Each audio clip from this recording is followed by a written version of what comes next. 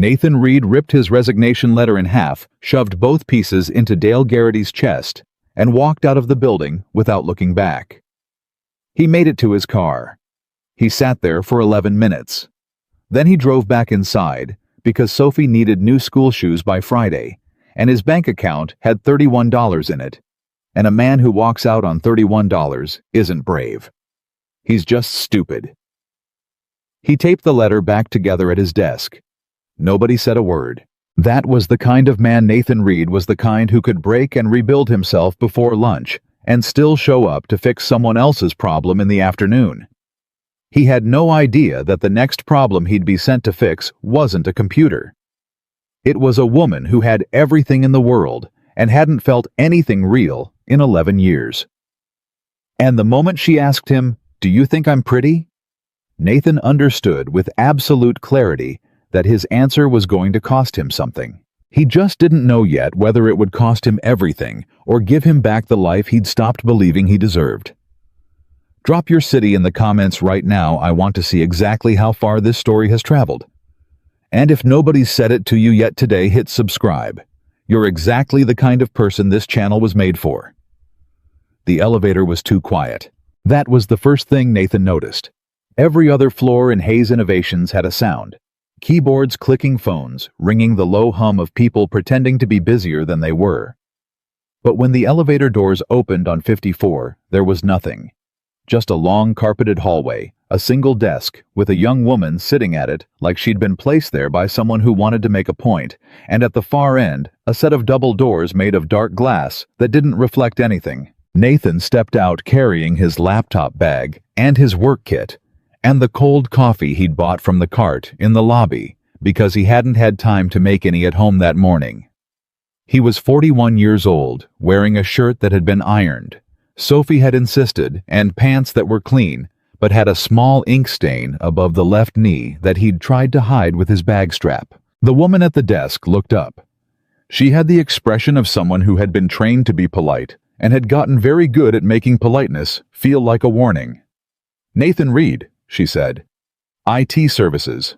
"That's me," he said. "Ms. Hayes's computer crashed during a presentation this morning. The IT director decided to send you directly." She paused on the word "you" in a way that made it clear she was not the one who had made that decision and was not responsible for whatever came next. "She's in the adjoining conference room right now finishing a call. You have approximately 12 minutes before she returns." "Got it," Nathan said. "Is there anything specific she mentioned about the crash error message, what she was running?" "She mentioned it was broken," the assistant said. "She'd like it to be not broken." Nathan nodded. "That I can work with." She led him to the double doors, pressed her badge against a reader, and the doors opened into an office that Nathan would later describe to his daughter as the kind of room that makes you feel like you owe someone money just for standing in it. It wasn't the size, though it was large. It wasn't the view, though. The windows covered the entire far wall and showed the city spread out below, like something that had been arranged for a photograph. It was the feeling of the room, the absolute intentional absence of anything personal. No family photos, no plants struggling in corners, no half-eaten lunch on a side table, no mug with a funny saying on it. Everything was deliberate and clean and gave away exactly nothing about the person who worked there, except for the desk. The desk was where the order broke down, because the desk looked like someone had been fighting a war on it. 4 monitors in a curved arrangement. A keyboard that still had coffee dried at the edge of the spacebar. A wireless mouse that had clearly been shoved aside in frustration, its sensor light blinking at the carpet. 2 printed presentations with handwritten notes in the margins. Not neat. Notes, urgent ones, the kind you make when your hand can't keep up with your brain. And in the center of it all, the main monitor displaying a blue error screen so specific and technical that Nathan actually felt a small surge of professional satisfaction. He recognized that error. He'd seen it twice before, both times on high-end machines pushed too hard in a short period of time. A combination of RAM allocation failure and a corrupted driver that had been trying to update itself in the background during what had clearly been an absolutely terrible time to try to update itself. He set his bag down, pulled out the chair. It was a good chair, the kind with 17 adjustable settings, and sat down. He had 12 minutes, probably 9 now. He got to work. The thing about IT work that nobody in any other profession ever understood was that it required a specific kind of focused quiet that looked from the outside like doing nothing. Nathan would stare at a screen move, a cursor open a diagnostic window, and to anyone watching it appeared that a man was simply sitting in a chair, reading something. But inside his head, it was completely different. It was tracking 4 things simultaneously, building a mental map of the problem, ruling out dead ends before even testing them, and holding the solution loosely until he was absolutely sure he had it. Sophie called it his robot face. She'd once stood next to him for an entire 3 minutes while he was working, and then said, "Daddy, are you in there?" And he'd looked up and said, "Always." And she'd said, "How can you tell?" And he still thought about that sometimes. He found the root issue in under 4 minutes. The driver conflict was secondary fixable in moments once he cleared the primary memory error and ran a reboot through the system's recovery partition, rather than attempting a normal restart, which would have just repeated the crash loop. He was already running the fix when he noticed the secondary monitor had come back online and was displaying the desktop. He wasn't trying to look at it. He was reaching across to adjust the angle of the monitor slightly, so he could read a diagnostic readout on the screen beside it, and his eyes passed across the desktop background, and he stopped. He stopped because the image didn't make sense in this room. The desktop background was a photograph, not a company logo, not a landscape chosen from a stock image library. A real photograph, slightly informal in framing, the kind you take on a phone when you're not thinking about taking a photo, you're just reacting to a moment. It showed a woman standing at the edge of the ocean. She was laughing, not the practiced conference-ready smile that Nathan had seen on the framed magazine covers in the lobby downstairs. Not the polished, controlled expression that said, "I am in charge, and I know exactly how this is going to go." This was something else. Her head was tilted back slightly. Her hair was loose and the wind was doing what wind does. She was wearing a simple white shirt and jeans, rolled up at the ankle, bare feet on what looked like wet sand, and the ocean was catching the late afternoon light behind her. She looked for a complete lack of any better word free. Nathan realized he'd stopped working. He pulled his eyes back to the diagnostic screen where the progress bar was sitting at 67%, and he told himself to focus. He told himself it was none of his business. He told himself that people had personal photos on their computers, and it meant nothing, and he should keep his eyes on his own screen and finish the job and thank the assistant and take the elevator back down to the 15th floor where the rest of his department was and get on with his day. The progress bar hit 100%. The system rebooted cleanly. No errors. No warnings. The 4 monitors flickered and came back up, all displaying exactly what they should be displaying. The mouse sensor stopped blinking at the carpet and started tracking normally. Nathan ran a quick secondary check anyway because he always did. Because the one time he hadn't was the one time a machine had crashed again 20 minutes later, and he'd had to go back, and he didn't like going back. While the check was running, he heard the door. Not the double glass doors, those were heavy and announced themselves. This was a side door set into the wall to the left of the desk that he hadn't noticed before because it was the same color as the wall and didn't have a visible handle. It opened quietly. Victoria Hayes walked in. Nathan had of course seen her in photographs. The lobby had several. The company website had a formal portrait. The financial news ran her picture regularly because Hayes Innovations had spent the past 3 years doing things in the tech sector that made financial journalists feel feelings they weren't trained for. But photographs had not prepared him for the fact that she was tired. Not tired the way people got tired at the end of a day. Tired the way people got tired when tired had become their default setting. So long ago they'd stopped noticing it.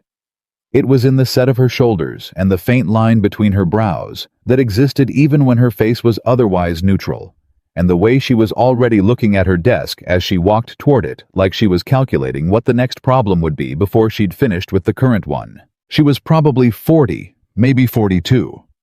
dressed exactly the way the magazine photographs would have predicted, structured blazer, dark slacks. Everything chosen to communicate that she had made decisions this morning about more important things than what to wear, and those decisions had taken perhaps 4 minutes total. She stopped when she saw him, not startled exactly, but recalibrating. "It services," Nathan said. He started to stand. "I can see that," she said. Her voice was measured, not unkind but not warm. The voice of someone who had learned that warmth in business settings got misinterpreted. "Is it fixed?" "Yes, ma'am. It was a driver conflict during a background update that caused a RAM allocation failure. Cleared, the memory error rolled back. The update ran the recovery boot through the system partition instead of the standard restart to avoid the crash loop repeating itself. It's running clean. I also ran a diagnostic while I was in there. You've got a secondary hard drive that's starting to show early signs of wear. Not urgent, but worth replacing in the next month or two before it becomes a problem." She looked at the monitors. She looked at the screen that had been showing the error an hour ago. Something shifted in her expression. Not gratitude exactly. More like mild surprise, the kind that came from expecting to be disappointed and not being. "Most people from IT tell me they'll look into it and send a report," she said. "Most people in IT are covering themselves," Nathan said. "The drive's at about 12% degradation. I can document it and send the report, if that's what you need, but I figured you'd want to know now rather than read about it next week." She looked at him then. Actually looked at him in a way that felt different from the initial assessment of who is this person in my office. It was more specific than that. "What's your name?" she said. "Nathan Reed. I'm on the general support team, 15th floor." "How long have you been with the company?" 6 years, he said. Something moved across her face. He couldn't name it. 6 years, she said. "And you're on the general support team." It wasn't a question exactly. He answered it anyway. "I'm a good problem solver," he said. "Not always good at other things." She walked to her desk, set down the folder she'd been carrying, and stood looking at the monitors, the way a pilot looks at an instrument panel after landing in difficult conditions, checking everything, trusting nothing yet. That was when Nathan realized the secondary monitor was still at the angle he'd adjusted it to, and the photograph was visible. He hadn't changed it. It wasn't his place to change someone's desktop background. But the angle meant that from where she was standing, she could see it, and from where he was standing, he could see it, and she could see that he could see it. The silence lasted maybe 4 seconds. It felt longer. "I should finish packing up," Nathan said. He started returning equipment to his bag methodically, not rushing. He heard her say quietly, and without looking at him, "You were looking at it." "I saw it," he said. "I wasn't trying to." Another silence. "Most people," she said and stopped. Tried again. "Most people who have been in this office have seen that photo. No one has ever reacted to it the way you just did." Nathan set his bag on his shoulder. "I didn't react," he said. "You stopped working," she said. "I was watching through the side panel. You ran your diagnostic for..." She glanced at a clock on the wall. "What, 4 minutes? And then you finished the fix. And then you sat there for almost 30 seconds just looking at it." Nathan didn't have an answer for that. He had the uncomfortable sensation of having been seen doing something that revealed more than he'd intended. "I'm sorry," he said. "That wasn't professional." "I'm not asking you to apologize," she said. And then so quietly, he almost thought he'd misheard it. "I'm asking you something else." He waited. She turned and looked at him. Not the CEO assessing a situation look, something underneath that. Something that looked like it cost her something to put on her face. "Do you think I'm pretty?" she said. The question was so unexpected that Nathan's brain took a full second to process it as words. Not beautiful. Not attractive. Not the kind of question you might expect from a woman accustomed to having every room adjust itself around her presence. Pretty, the word a person uses when they're not asking for a compliment. When they're asking if you can see something in them that isn't the thing everyone else sees. Nathan had learned over his life that the two most dangerous things a man could do were answer too fast or take too long. Answer too fast, and you weren't telling the truth. You were telling someone what you thought they wanted to hear. Take too long, and you were calculating, and people could feel the calculation. He said, "The woman in that photo is one of the most beautiful people I've ever seen." She went very still. "That photo is not from a magazine," Nathan continued. "That's not a photograph of a CEO. That's a photograph of a woman who was happy. And I don't know when that was taken, and I don't know anything about you except what I've seen in lobby photos and business news. But I know the difference between someone who looks beautiful because someone arranged the lighting correctly and someone who looks beautiful because they forgot for 1 minute to be anything except exactly who they are." He paused. "And the woman in that photo forgot." The room was very quiet. Victoria Hayes looked at him for a long moment. She had the expression of someone who had been handed something they'd stopped expecting anyone to give them and were now uncertain how to hold it. "That's a very honest answer," she said finally. "You asked an honest question," Nathan said. Something almost happened in her expression. Something that was almost a smile, the real kind. And then it pulled back carefully, the way you pull back from an edge. "The drive report," she said, turning back to her monitors. "Please send it to my assistant by end of day." "I will," Nathan said. He picked up his coffee, still cold, still half full, and walked to the double glass doors.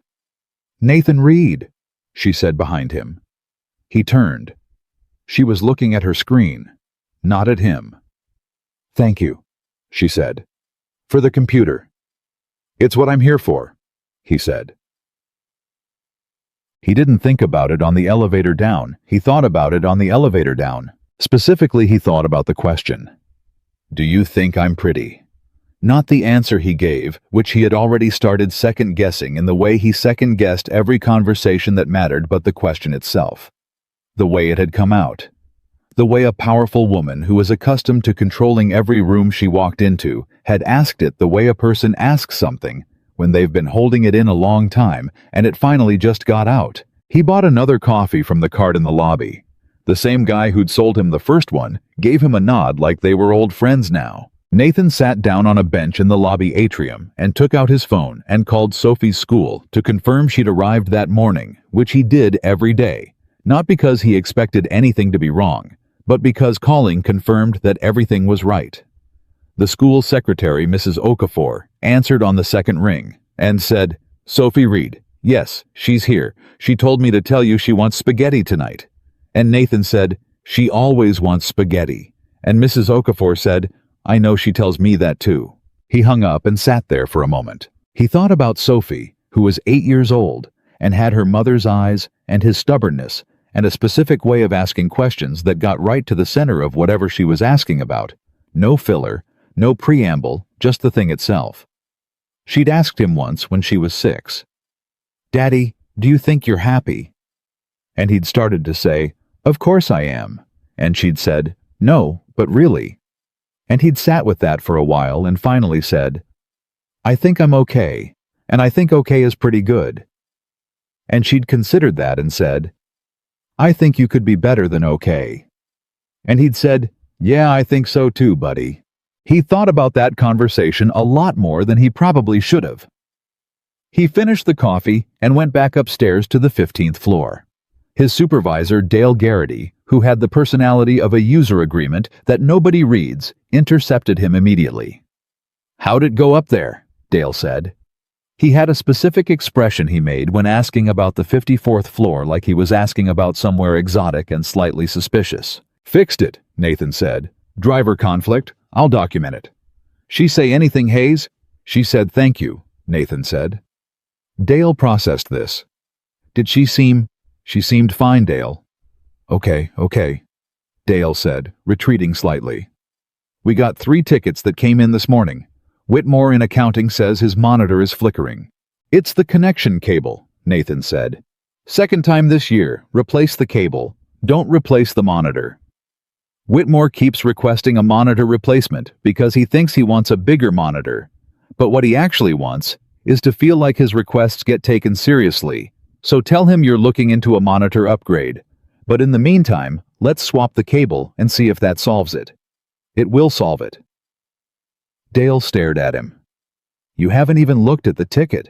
Whitmore's been in accounting for 14 years in the same desk. It's always the connection cable. Dale wrote something on his notepad. The other two. Send them to me, Nathan said, and sat down. He pulled up the drive degradation report for Victoria Hayes' system, formatted it properly, checked it twice, and sent it to the assistant's email before noon. He did not expect to hear anything back. He heard back in 20 minutes. Ms. Hayes would like the drive replacement scheduled at her earliest convenience and requests that Nathan Reed be assigned to the task. Please coordinate with IT scheduling. C. Wren, Executive Assistant to V. Hayes. Nathan read the email twice. He looked around the 15th floor at the fluorescent lights and the tangle of network cables that nobody had bothered to manage properly since the office renovation 2 years ago, and the motivational poster above the copier that said, "Teamwork makes the dream work," in a font that had never worked hard a day in its life. And he thought about the 54th floor and the quiet and the woman who had asked him if she was pretty. He wrote back, available Thursday afternoon or any morning next week. Nathan Reed IT Services. The response came back in 11 minutes. Thursday, 2 p.m. Please come directly to the executive floor. C. Wren. Nathan set his phone down. The monitor flickering ticket was still open on his screen. He picked up his tool bag and went to find Whitmore. Thursday came the way weeks do when you have an 8-year-old fast and loud and full of small crises that were actually enormous crises if you were 8. Monday was a lost library book that wasn't lost but was underneath the bed, which was technically the same location as the bookshelf but wasn't, and Wednesday was a spelling test. Sophie had told him she wasn't worried about, and spent Sunday evening studying for anyway, because she was her father's daughter. And Thursday morning, she made him check her backpack 3 times before the school bus came, because she had a feeling she was forgetting something, and that feeling turned out to be correct, because she'd left her lunch on the kitchen counter, and he had to drive it to the school before 8 a.m. And he didn't make it before 8 a.m., so he had to sign in at the office, and the school secretary said, "Sophie Reed." Yes, she told me she was probably going to forget her lunch today. And Nathan said, how did she know? And the secretary said, she said she had a feeling. He got to Hayes Innovations at 1:52 p.m. The lobby security guard recognized him and nodded him through, which was unusual. Normally, there was a sign in a badge, a call upstairs to confirm. The guard said, "You're expected, Mr. Reed, go on up," in a tone that suggested he'd been specifically instructed to say exactly that, which meant someone on the 54th floor had specifically made that call ahead of time. Nathan thought about that on the elevator. He was thinking about it when the doors opened and C. Wren, who had the first name Claire, which Nathan learned later, looked up from her desk and said, "Right on time," and led him to the glass doors, which opened before she even reached them, because someone on the other side had seen them coming. Victoria Hayes was at her desk. She was on a phone call, but she raised one finger in the universal gesture of one moment and pointed to the desk, and Nathan set his bag down and got to work. The drive replacement was a clean job. He'd done it hundreds of times. 30 minutes start to finish with the data fully backed up and verified. He worked quietly, aware that she was finishing her call, aware that he was in the room in a way that felt different from the first time, though the room was exactly the same. She ended the call. "How's it looking?" she said. "New drive is in. Backup restored, everything checks out." He ran the final verification. "You're good. That's fast," she said. "It's a straightforward job, once you have the right parts," he said. She was quiet for a moment. He started closing up the access panel on the tower unit. "Last time," she said, "when you answered my question. Did you mean it?" Nathan finished with the panel and sat back. He thought about Sophie asking him, "Do you think you're happy?" and saying no, but really. "Yes," he said. "I meant it." She turned her chair to face him. Not the turn to face a monitor shift, turn to face him, which was a different thing. "Can I ask you something else?" "Sure." "Why did you stop?" she said. "When you saw the photo, you weren't looking at it the way people usually look at something they're not supposed to see. You weren't embarrassed. You were—" She paused. "It looked like you recognized something." Nathan thought about that.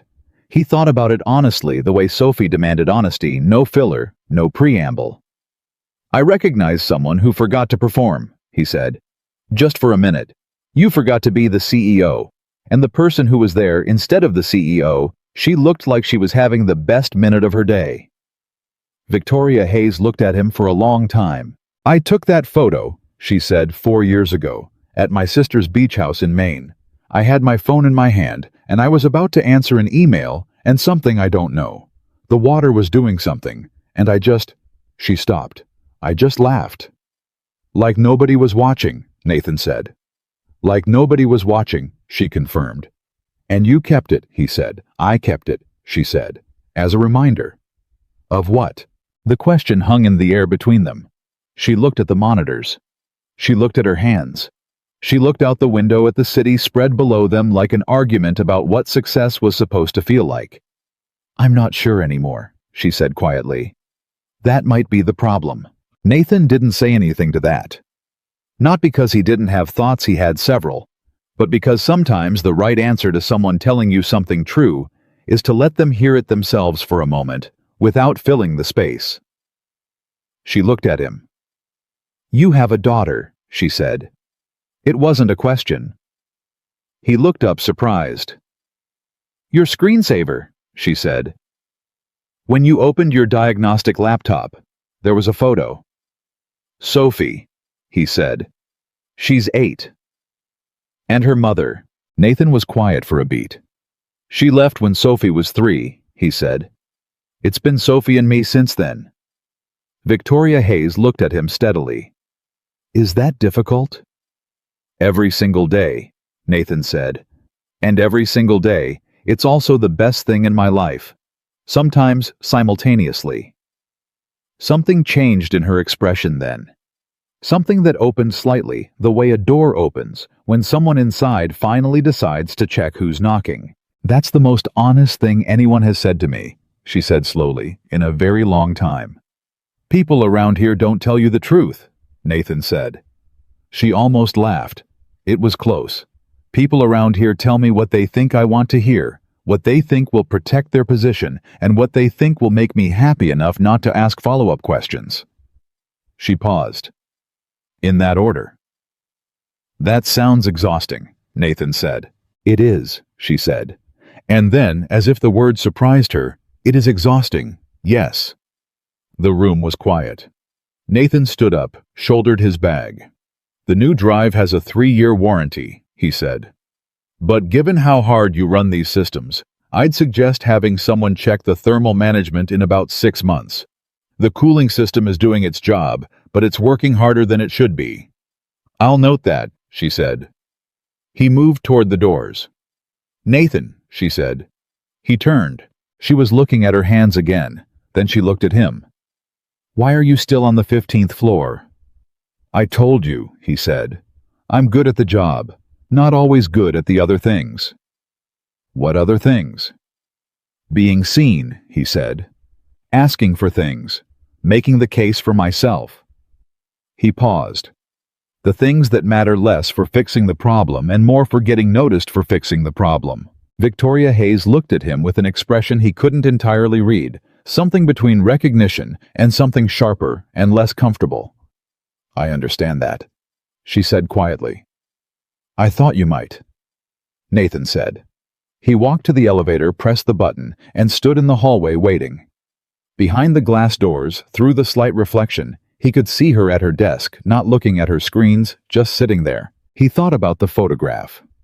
The woman on the beach who had laughed because the water was doing something, and she had forgotten for 1 minute to be anything except exactly who she was. He thought about Sophie making him check her backpack 3 times. He thought about $31 and a resignation letter, and driving back into the parking lot because of school shoes. The elevator arrived. He got in. How? He was sitting in the pickup line at Sophie's school at 3:17 that afternoon when his phone rang. Unknown number, but a 617 area code, which was the main switchboard for Hayes Innovations. He answered. "Mr. Reed?" The voice was C. Wren. "Ms. Hayes asked me to call you." Nathan straightened in his seat. "Is there a problem with the drive?" A pause. "No, the system is running fine." Another pause. "Ms. Hayes would like to know if you're available for a conversation next week. Not IT related. She specified that." Nathan looked at the school doors. Sophie would be out in 4 minutes. He could see the first kids starting to filter through. "What kind of conversation?" he said. "I'm not certain," C. Wren said, and she sounded like she was telling the truth. She said, and I'm quoting, "the honest kind." The school doors opened wider. A wave of kids came out the way they always did, loud and immediate, and completely uninterested in anything except whatever had happened in the last 7 hours that they needed to tell someone about right now. Sophie came through the doors with her backpack on both shoulders. She'd decided recently that wearing it on one shoulder was trying too hard, and she was already scanning the car line with the particular focused look she used when she was trying to find him.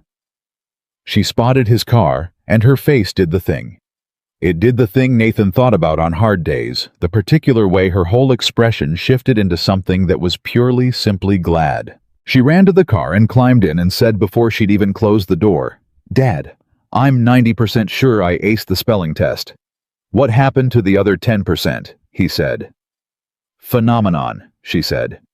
"I always doubt myself on phenomenon." "What did you put?" "The right answer," she said. "I'm just saying I doubted myself while I was doing it." Into the phone Nathan said, "Tell Ms. Hayes yes." Sophie looked at him curiously. He held up one finger one moment the way Victoria Hayes had held up one finger to him 4 days ago in a room 54 floors above the street. "What time next week?" he said. C. Wren said she'd send the details by email. He ended the call and pulled out of the pickup line into traffic. "Who was that?" Sophie said. "Someone from work," he said. "Are you in trouble?" "No," he said. "I think the opposite of trouble, actually." Sophie considered this with the gravity she brought to most things. "Dad," she said, "can we have spaghetti tonight?" "We always have spaghetti," he said. "I know," she said, completely satisfied with this answer.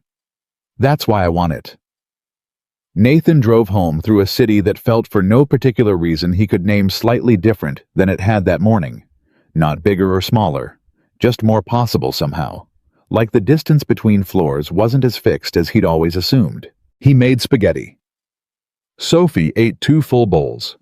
And somewhere on the 54th floor of Hayes Tower, a woman sat at a clean desk with 4 working monitors, and the photograph of the ocean was still on the screen, and she was looking at it with an expression that had Nathan seen it, he would have recognized. Not because it looked like the woman in the photo, but because it looked like she was deciding something. If this story found you, drop your city below. I want to see where these words have traveled. Subscribe if you haven't yet. Part 2 is coming, and you do not want to miss what happens next. The email from C. Wren arrived Monday morning at 7:04 a.m., which meant someone had sent it before most people had finished their first cup of coffee, and Nathan had learned long ago that the people who sent emails before 7 a.m. were either in crisis or in control, and Victoria Hayes did not strike him as someone who did crisis. Wednesday, 10 a.m., executive floor. Please confirm. Nathan read it twice, sitting at the kitchen table, while Sophie ate cereal across from him and argued with herself about whether phenomenon had 1 or 2 E's in the middle. He typed back, confirmed, N. Reed, and set his phone face down on the table. "Dad," Sophie said without looking up from her bowl. "You're doing the thing." "What thing?" "The thing where you're thinking so hard about something that you forget to eat your toast." Nathan looked down. His toast was cold. He picked it up and took a bite to prove a point, and Sophie gave him the look she'd inherited from absolutely nobody in particular. The look that said, "I see you and I am not fooled." Is it about work? She said. Sort of, he said. Good sort of, or bad sort of? Nathan chewed his toast. I genuinely don't know yet, he said. Sophie considered this with the seriousness she applied to most things that mattered. Then it's probably good, she said. The bad sort you always know right away. The good sort takes longer to figure out. Nathan looked at his 8-year-old daughter and thought not for the first time that she had figured out more about life in 8 years than he had in 41. When did you get so smart? He said. I've always been this smart, Sophie said. You're just finally paying attention. She finished her cereal, rinsed her bowl without being asked which she did approximately 40% of the time, a percentage Nathan chose to celebrate rather than focus on the remaining 60, and went to find her backpack. He heard her from the kitchen going through it methodically, item by item, the way she always did, even though she'd packed it the night before, because Sophie Reed operated on the principle that a thing worth doing was worth doing twice. He sat at the table alone for a moment. He thought about Wednesday. He thought about a woman on a beach who had laughed because the water was doing something, and how she'd kept the photograph not as a trophy, but as a reminder of something she was afraid she was losing. He thought about the way she'd asked him, "Do you think I'm pretty?" Not the words exactly, but the weight behind them, the specific gravity of a question that had been held in too long and finally just got out. He thought about the fact that she'd called it the honest kind of conversation.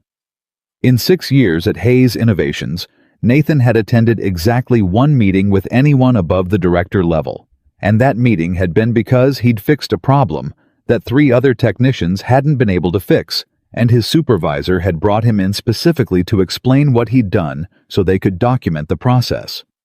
He had explained it, answered 4 questions, and left. Nobody had asked his name. Now the CEO wanted to have a conversation. The honest kind. Sophie appeared in the kitchen doorway with her backpack on both shoulders. Bus in 4 minutes, she said. Shoes, Nathan said. She looked at her feet. She was wearing 1 sneaker and 1 sock. I knew I was forgetting something, she said, and disappeared back down the hallway. Nathan ate his cold toast and tried not to think too hard about things he couldn't figure out yet. Tuesday passed the way Tuesdays did, full of small fixable problems that people had convinced themselves were large unfixable ones. A corrupted firmware update on a printer that the marketing department had apparently been suffering through for 3 weeks without submitting a ticket, simply sending increasingly desperate emails to each other about it. A laptop that wouldn't connect to the network because someone had at some point changed the network adapter settings and then forgotten doing so and was now convinced the laptop was broken. A monitor that Whitmore in accounting swore was flickering again, which turned out to be a flickering fluorescent light in the ceiling behind him, creating a reflection, and Nathan changed the angle of the monitor by 11 degrees, and the flickering stopped, and Whitmore stared at it for a long moment and said, "Huh." And Nathan said, "Have a good day, Kevin," and left. He submitted 7 tickets. He documented 3 recurring issues he'd flagged before that hadn't been addressed. He ate lunch at his desk, a sandwich Sophie had insisted on making herself that morning, which contained more mustard than any sandwich arguably needed, but which he ate completely because she'd made it, and that was the only reason anything needed to be good. He did not think about Wednesday. He thought about Wednesday constantly. Dale Garrity stopped by his desk at 4:15. Dale had a specific way of stopping by desks that telegraphed exactly what kind of conversation was coming. If he stopped and stood, it was administrative. If he pulled up a chair, it was something he wanted to manage. And if he leaned against the partition wall, it was gossip, dressed up as concern. He leaned against the partition wall. "Word is you've been up to 54 again," Dale said. "Drive replacement," Nathan said. "You assigned it." Right. Dale picked up a stapler from Nathan's desk, examined it like it was evidence of something, set it down. "People are talking is all." "What people?" People. Marcus in network infrastructure said he heard you were up there for an hour." 40 minutes, Nathan said. The job took 20. I answered some questions about the system. What kind of questions? Nathan looked at him. The IT kind, Dale. Dale nodded slowly in a way that meant he didn't entirely believe this, but couldn't think of a reason to say so. Hayes doesn't usually engage with support staff directly, he said. I noticed that, Nathan said. So it's unusual. Drive replacement on a 54-floor executive machine, Nathan said. I imagine it would be unusual. Dale picked up the stapler again. Nathan gently took it out of his hand and set it on the far side of the desk. Dale looked mildly offended and then decided not to be. Just keep things professional up there, Dale said. Nathan saved his documentation file. I always keep things professional, he said. Is there something specific you're concerned about? A pause. No, Dale said. No, I'm just saying. Okay, Nathan said. I'll see you tomorrow. Dale left. Nathan watched him go and thought about the specific kind of person who managed other people's access to opportunity without ever asking whether they deserved more of it themselves. He finished his documentation and went to pick up Sophie. Wednesday morning, Sophie made him check his shirt for wrinkles before he left, which he hadn't asked her to do and which she apparently felt was necessary. It's a work meeting, he said. With who? She said, examining his collar. Someone important. Then the shirt matters, Sophie said as if this were obvious. She tugged the collar straight. There. Now you look like someone who fixed the problem. I haven't been to the meeting yet, he said. You look like someone who already fixed it, she said. That's better. He kissed the top of her head, which she tolerated with the dignity of someone who had decided to allow it, and drove to work. At 9:58 a.m., he got in the elevator. At 10:01 a.m., the doors opened on 54. C. Wren was at her desk. She looked up and said, "She's ready for you," which was different from last time. Last time there had been an approximation of waiting a professional staging of the meeting. This time, it was immediate. She's ready for you. Like Victoria Hayes had been watching the elevator indicator. The glass doors opened. Victoria Hayes was standing at the windows. Not sitting at her desk, not on a call, not in the middle of something. Standing at the windows looking at the city below, with both hands in her jacket pockets, which Nathan was starting to understand was how she stood when she was thinking about something she hadn't resolved yet. She turned when she heard him come in. You came, she said. You asked, he said. She gestured to the chairs arranged near the windows. Not the desk chairs, not the formal arrangement of a meeting, but two chairs angled slightly toward each other, the way chairs get arranged when someone actually intends for two people to talk. Nathan sat in one. She sat in the other. For a moment, neither of them said anything, and it wasn't uncomfortable exactly. It was the particular silence of two people who are each deciding whether to say the true thing or the easier thing, and both of them were tired of the easier thing. Victoria spoke first. I've been thinking about what you said, she said. About the photograph, about forgetting to perform. Okay, Nathan said. I want to tell you something, she said. And I need you to understand that I'm not someone who does this. I don't have this kind of conversation with people, especially not with someone I met 4 days ago. Then why are you? Nathan said. She looked at him directly. Because you answered me honestly, she said. And I can't remember the last time that happened. And I figured... She stopped, started again. I figured if someone was going to be honest with me, once they might be willing to do it again. Nathan leaned forward slightly, elbows on his knees. What do you want to be honest about? Victoria looked at her hands, then at the city, then with the expression of someone who has decided to step off something and is in the process of doing so. I built this company after my brother died, she said. Nathan didn't say anything. He let it land. Marcus, he was 34, heart condition we didn't know about. He was here one day and then... She stopped. We'd been planning to start the company together. It was his idea as much as mine, and when he was gone I just... I didn't know what else to do with it. So I built it. And I kept building it. And every time I reached a goal he and I had talked about, I set a new one. And I never... Her voice stayed even, but something behind it shifted. I never stopped long enough to ask what it felt like to actually be here. And what does it feel like? Nathan said. She looked at him. Quiet, she said. In a way that isn't peaceful. Nathan nodded slowly. I know that kind of quiet, he said. Your wife, she said. Not unkindly. She didn't die, he said. She just decided she wanted a different life. And I spent a long time being angry about it. And then I spent a long time just being tired. And then one day Sophie asked me if I was happy. And I realized the anger and the tired weren't actually the problem. The problem was that I'd stopped imagining that things could be different. Victoria looked at him steadily. What changed that? Sophie mostly, he said. She's 8, and she has absolutely no patience for the version of me that has given up.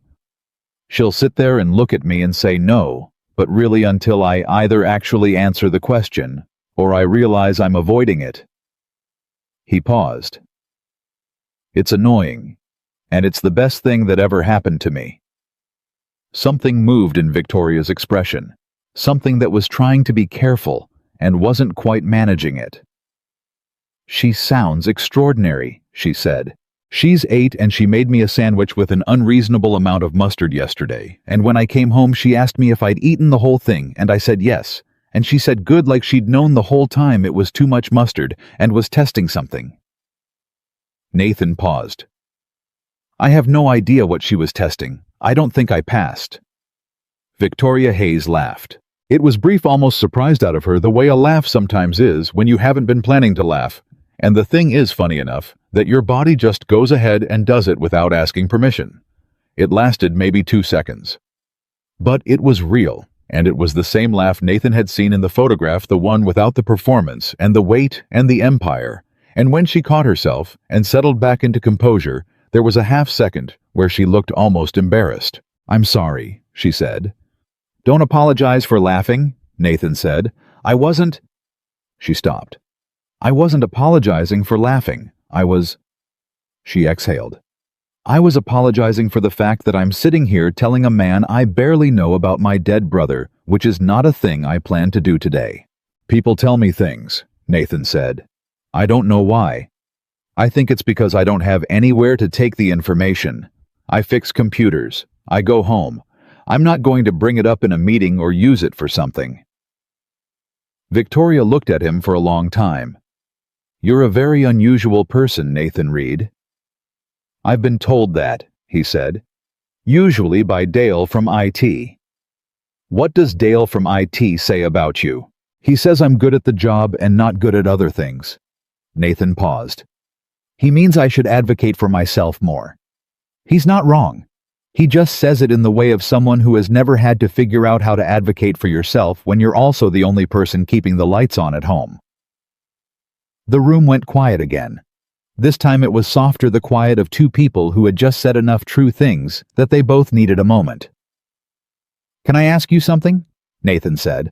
You can ask me anything, Victoria said, and then with a slight edge of self-awareness, that's unusual for me to say. The photo, he said. You said it was taken the last day before you decided to close yourself off. What happened that day, after the photo? Victoria was still for a moment. The city outside the window did what cities do, moved and breathed, and didn't care about the conversation happening 54 floors above it. I got a call, she said. From a man I was seeing someone. And he called me that afternoon and told me he'd been approached by a journalist. That he'd been offered money to talk about me. About personal things. She paused. He didn't take the money. He called me instead. He thought he was doing the right thing by telling me. Her voice was absolutely level, and that was how Nathan knew this still cost her something. But what I heard when he told me wasn't that he'd protected me. What I heard was that my life was valuable to someone as a product. That someone I trusted had been sitting across from a journalist weighing the price. She stopped. I ended the relationship that night. I came back to the city. I built higher walls. And She looked at her hands. I told myself it was fine, that this was what being powerful meant, that you protected yourself by keeping people out. And was it fine? Nathan said. She looked at him. I'm talking to an IT technician about my dead brother and a photograph I've never shown anyone, she said. What do you think? I think you've been carrying that story for 4 years and telling yourself it was a conclusion, Nathan said, when actually it was just a bad day. The silence that followed was different from all the others. It was the kind of silence that happens when someone says the exact true thing and the person hearing it needs a moment to decide whether to let it in or close the door on it. Victoria Hayes did not close the door. She pressed her fingers together in her lap and looked out the window and said very quietly, "My COO is going to walk in here in 20 minutes for a briefing." "Okay," Nathan said. "And I need to be..." She straightened slightly. "I need to be the person he expects to walk in here." "That's fine," Nathan said. "You know where she is now." She looked at him sharply. "What?" "The person in the photograph," he said. "You know she's still there. You just talked to her for 20 minutes. She's not gone. You just put her somewhere safe." Victoria Hayes looked at him for a long moment. "Nathan," she said, "I would like..." She stopped, recalibrated. "I'd like to keep doing this, these conversations. I recognize that's..." She appeared to be choosing words with unusual care. "I recognize that's an irregular thing for me to ask of someone in your position." "You mean because you're the CEO and I fix computers," Nathan said. "Yes," she said. "That." "I'm not bothered by that if you're not," he said. Something loosened in her expression. "I'm working on not being bothered by it," she said. Nathan stood. He picked up his bag. "Same time next week works for me," he said. "Or you can email C. Wren." "I'll have her email you," Victoria said. He moved toward the doors. Behind him he heard her stand, heard the quiet shift of someone moving back toward the version of themselves the world was expecting. "Nathan," she said. He turned. "Thank you," she said, "for the honest kind." "Any time," he said. Chol. He was back at his desk by 11 a.m., which meant he'd been gone for 58 minutes, which was within the range of a legitimate service call, if anyone was counting, and Nathan knew that Dale Garrity was counting. Sure enough, at 11:17, Dale appeared. "How'd it go?" he said. He was trying to sound casual and not managing it. "System checkup," Nathan said. "Everything looks good up there." "An hour for a checkup," Dale said. "Thorough checkup," Nathan said. Dale sat down in the chair across from Nathan's desk, which meant this was the managing kind of conversation. Nathan saved his file and gave Dale his full attention because he'd learned that Dale processed things faster if he felt he was being heard. "I got a call this morning," Dale said. "From HR." Nathan waited. "They wanted to know your performance history," Dale said. "Your reviews, your current grade level, your tenure." He paused. "They wouldn't tell me why." Nathan kept his expression neutral. "Should I be concerned?" Dale said, and Nathan realized with slight surprise that Dale was genuinely asking, not managing, not posturing, actually asking. Because if someone above Dale was making inquiries about Nathan, it meant something was happening that was outside of Dale's control, and Dale's primary relationship with the world was maintaining control of things within his jurisdiction. "I don't think so," Nathan said honestly. "I think someone's just getting information." "For what purpose?" "I don't know yet," Nathan said. Dale tapped the desk twice with one finger, which was his tell, for "I don't like this, but I can't do anything about it." "You've been here 6 years," he said. "Yes. And you're good. You're very good at the actual job." Dale said this like he was reading a performance review out loud, and wasn't sure how it reflected on him. "I've always said that." "You have," Nathan agreed. "I just want to know." Dale stopped. "I just want to know if I should be doing anything." Nathan looked at him. Dale Garrity was 53 years old and had been managing the IT support team for 9 of those years, and had reached the exact level of his own comfort and stopped there, and was now primarily occupied with maintaining the thing he'd built, rather than building anything further. And Nathan had never once resented him for it, because it was a human thing to do. You found your level. You held it. The problem was when you made other people hold theirs.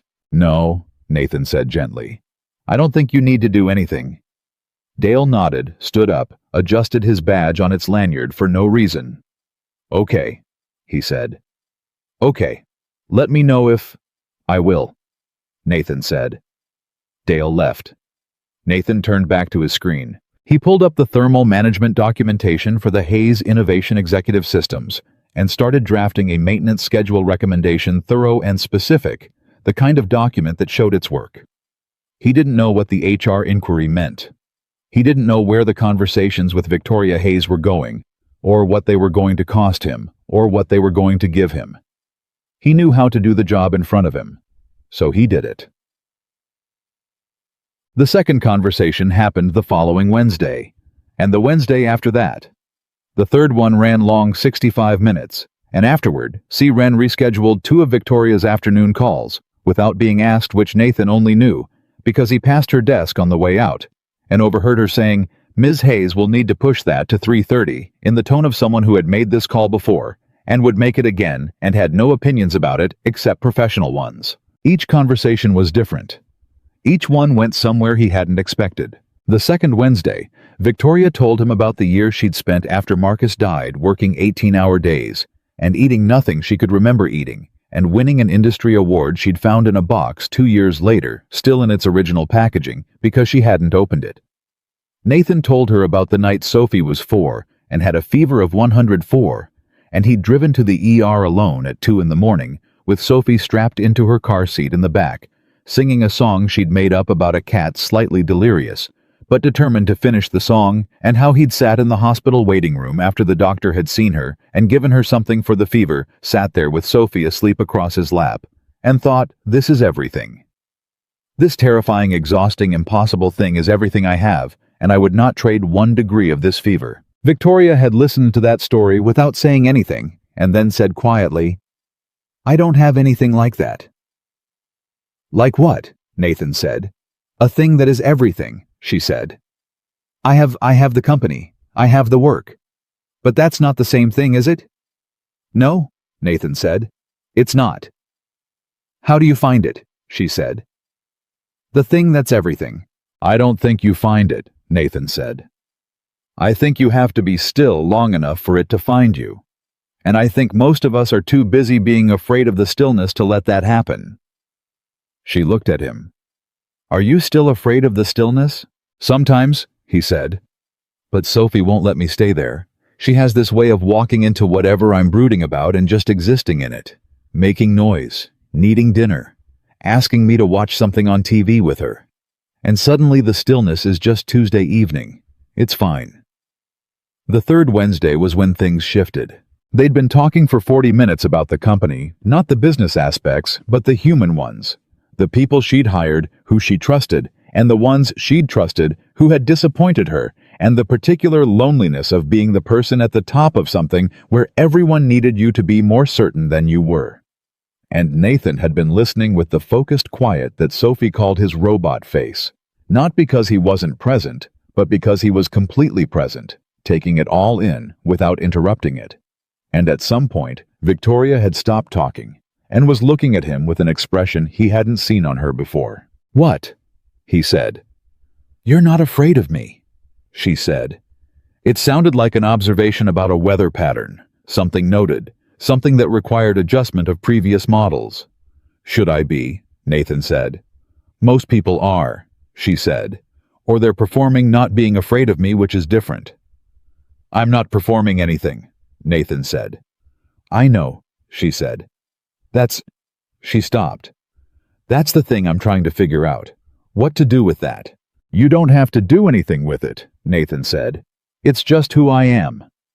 I know, she said again, and something in the way she said it the second time was quieter than the first time, the way a word gets quieter when it stops being information and starts being something else. Nathan felt the shift in the room, He felt it, and he didn't ignore it, and he didn't run toward it. He sat with it, the way he sat with difficult problems, patiently letting it tell him what it was before he decided what to do with it. "Victoria," he said. She looked up. He'd never used her first name before. She registered it. He could see her register it and didn't correct him. "I want to ask you something," he said. "And I want you to think about the true answer, not the answer you'd give in a meeting."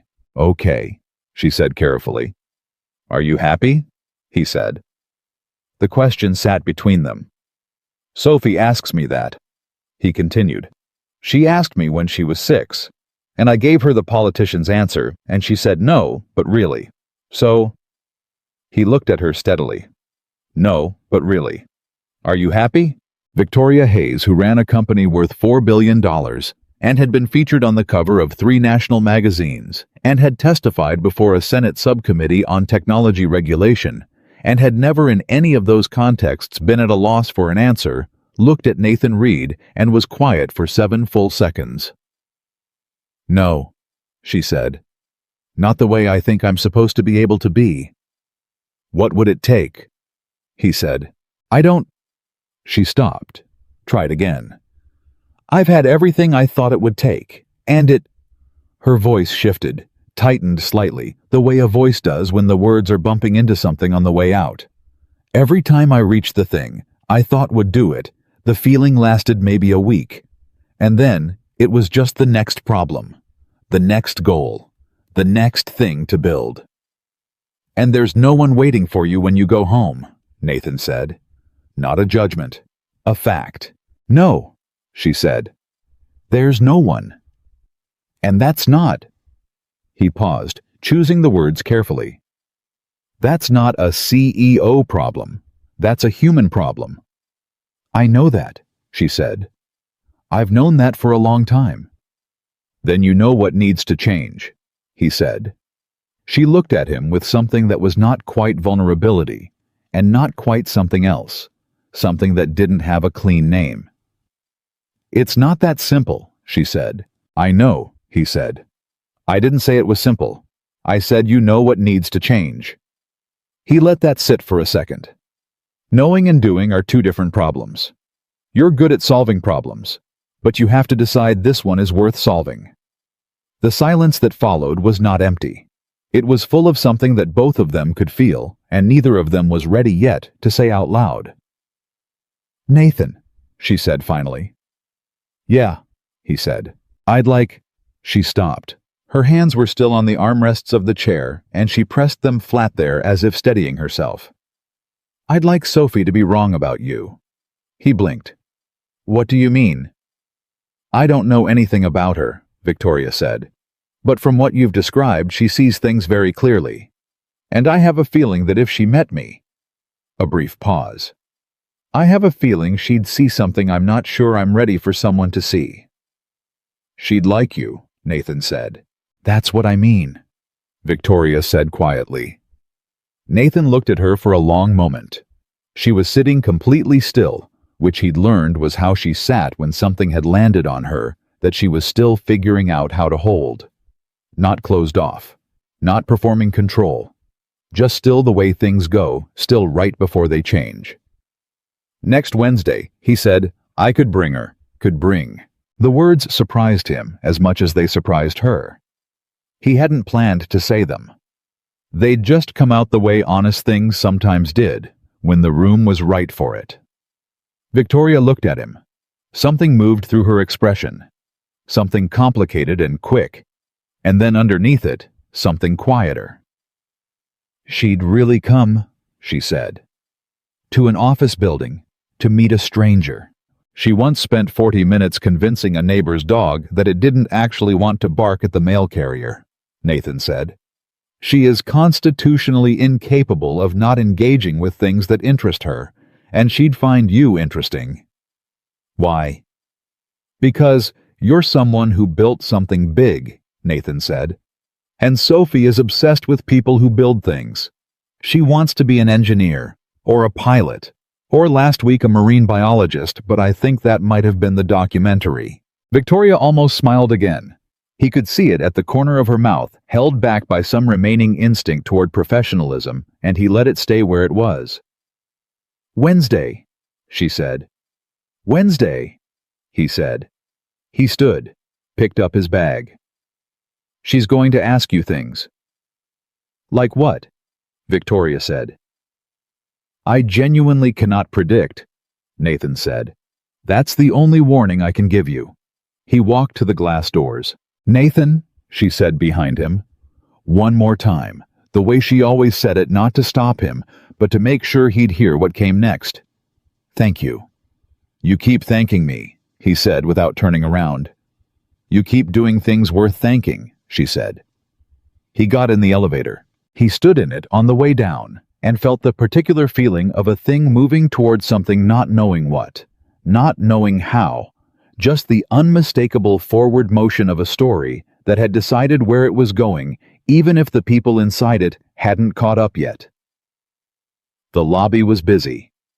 The coffee cart was there. The same man sold him a coffee with the nod of old friends. Nathan stood in the lobby atrium and called Sophie's school. Mrs. Okafor answered on the second ring. Sophie Reed, she said before he asked. She's here. She told me to tell you she changed her mind about marine biology. Back to engineering, Nathan said. She said, and I'm writing this down because I want to remember it. Buildings are more dependable than fish. Nathan laughed, a real one, brief and surprised the way a laugh sometimes is when it comes out before you can decide whether it's appropriate. Tell her I'll see her at 3, he said. She knows, Mrs. Okafor said. She also told me you'd call right around now. He hung up. He looked up at the building around him, 54 floors of glass and intention, and a woman somewhere up there sitting in a chair with her hands flat on the armrests, deciding whether to let something in. He drank his coffee. Buildings are more dependable than fish, Sophie had said. Maybe. But sometimes the things that moved were more interesting than the things that stayed put. He threw away his cup and went back to work. Sophie wore her best jacket. Nathan hadn't asked her to. He'd mentioned casually on Tuesday evening while she was doing homework at the kitchen table that he had a work meeting Wednesday morning and that she had a half day from school, and he was thinking of bringing her along. He'd described it as low-key. He'd used the word simple twice. He'd said it was just someone he'd been talking to at work, no big deal, she could bring a book if she wanted. Sophie had looked up from her homework and said, Is this the important person? What important person? Nathan said. The one you've been thinking about, Sophie said. Every Wednesday you come home different. Not bad different, just different. Like you figured something out, but you're not sure yet what it means. Nathan had stood at the kitchen counter for a moment, with his hand on the coffee maker, and thought about the fact that his daughter was 8 years old and operated like a human polygraph test. Yes, he said. That person. Okay, Sophie said, and went back to her homework. Wednesday morning, she came downstairs in her best jacket. Dark green, slightly too big because he'd bought it a size up, so she'd grow into it with the collar turned up the way she liked. She had her hair done the way she only did it when something mattered, 2 braids neat with the small gold barrettes that had been her grandmother's. Nathan looked at her.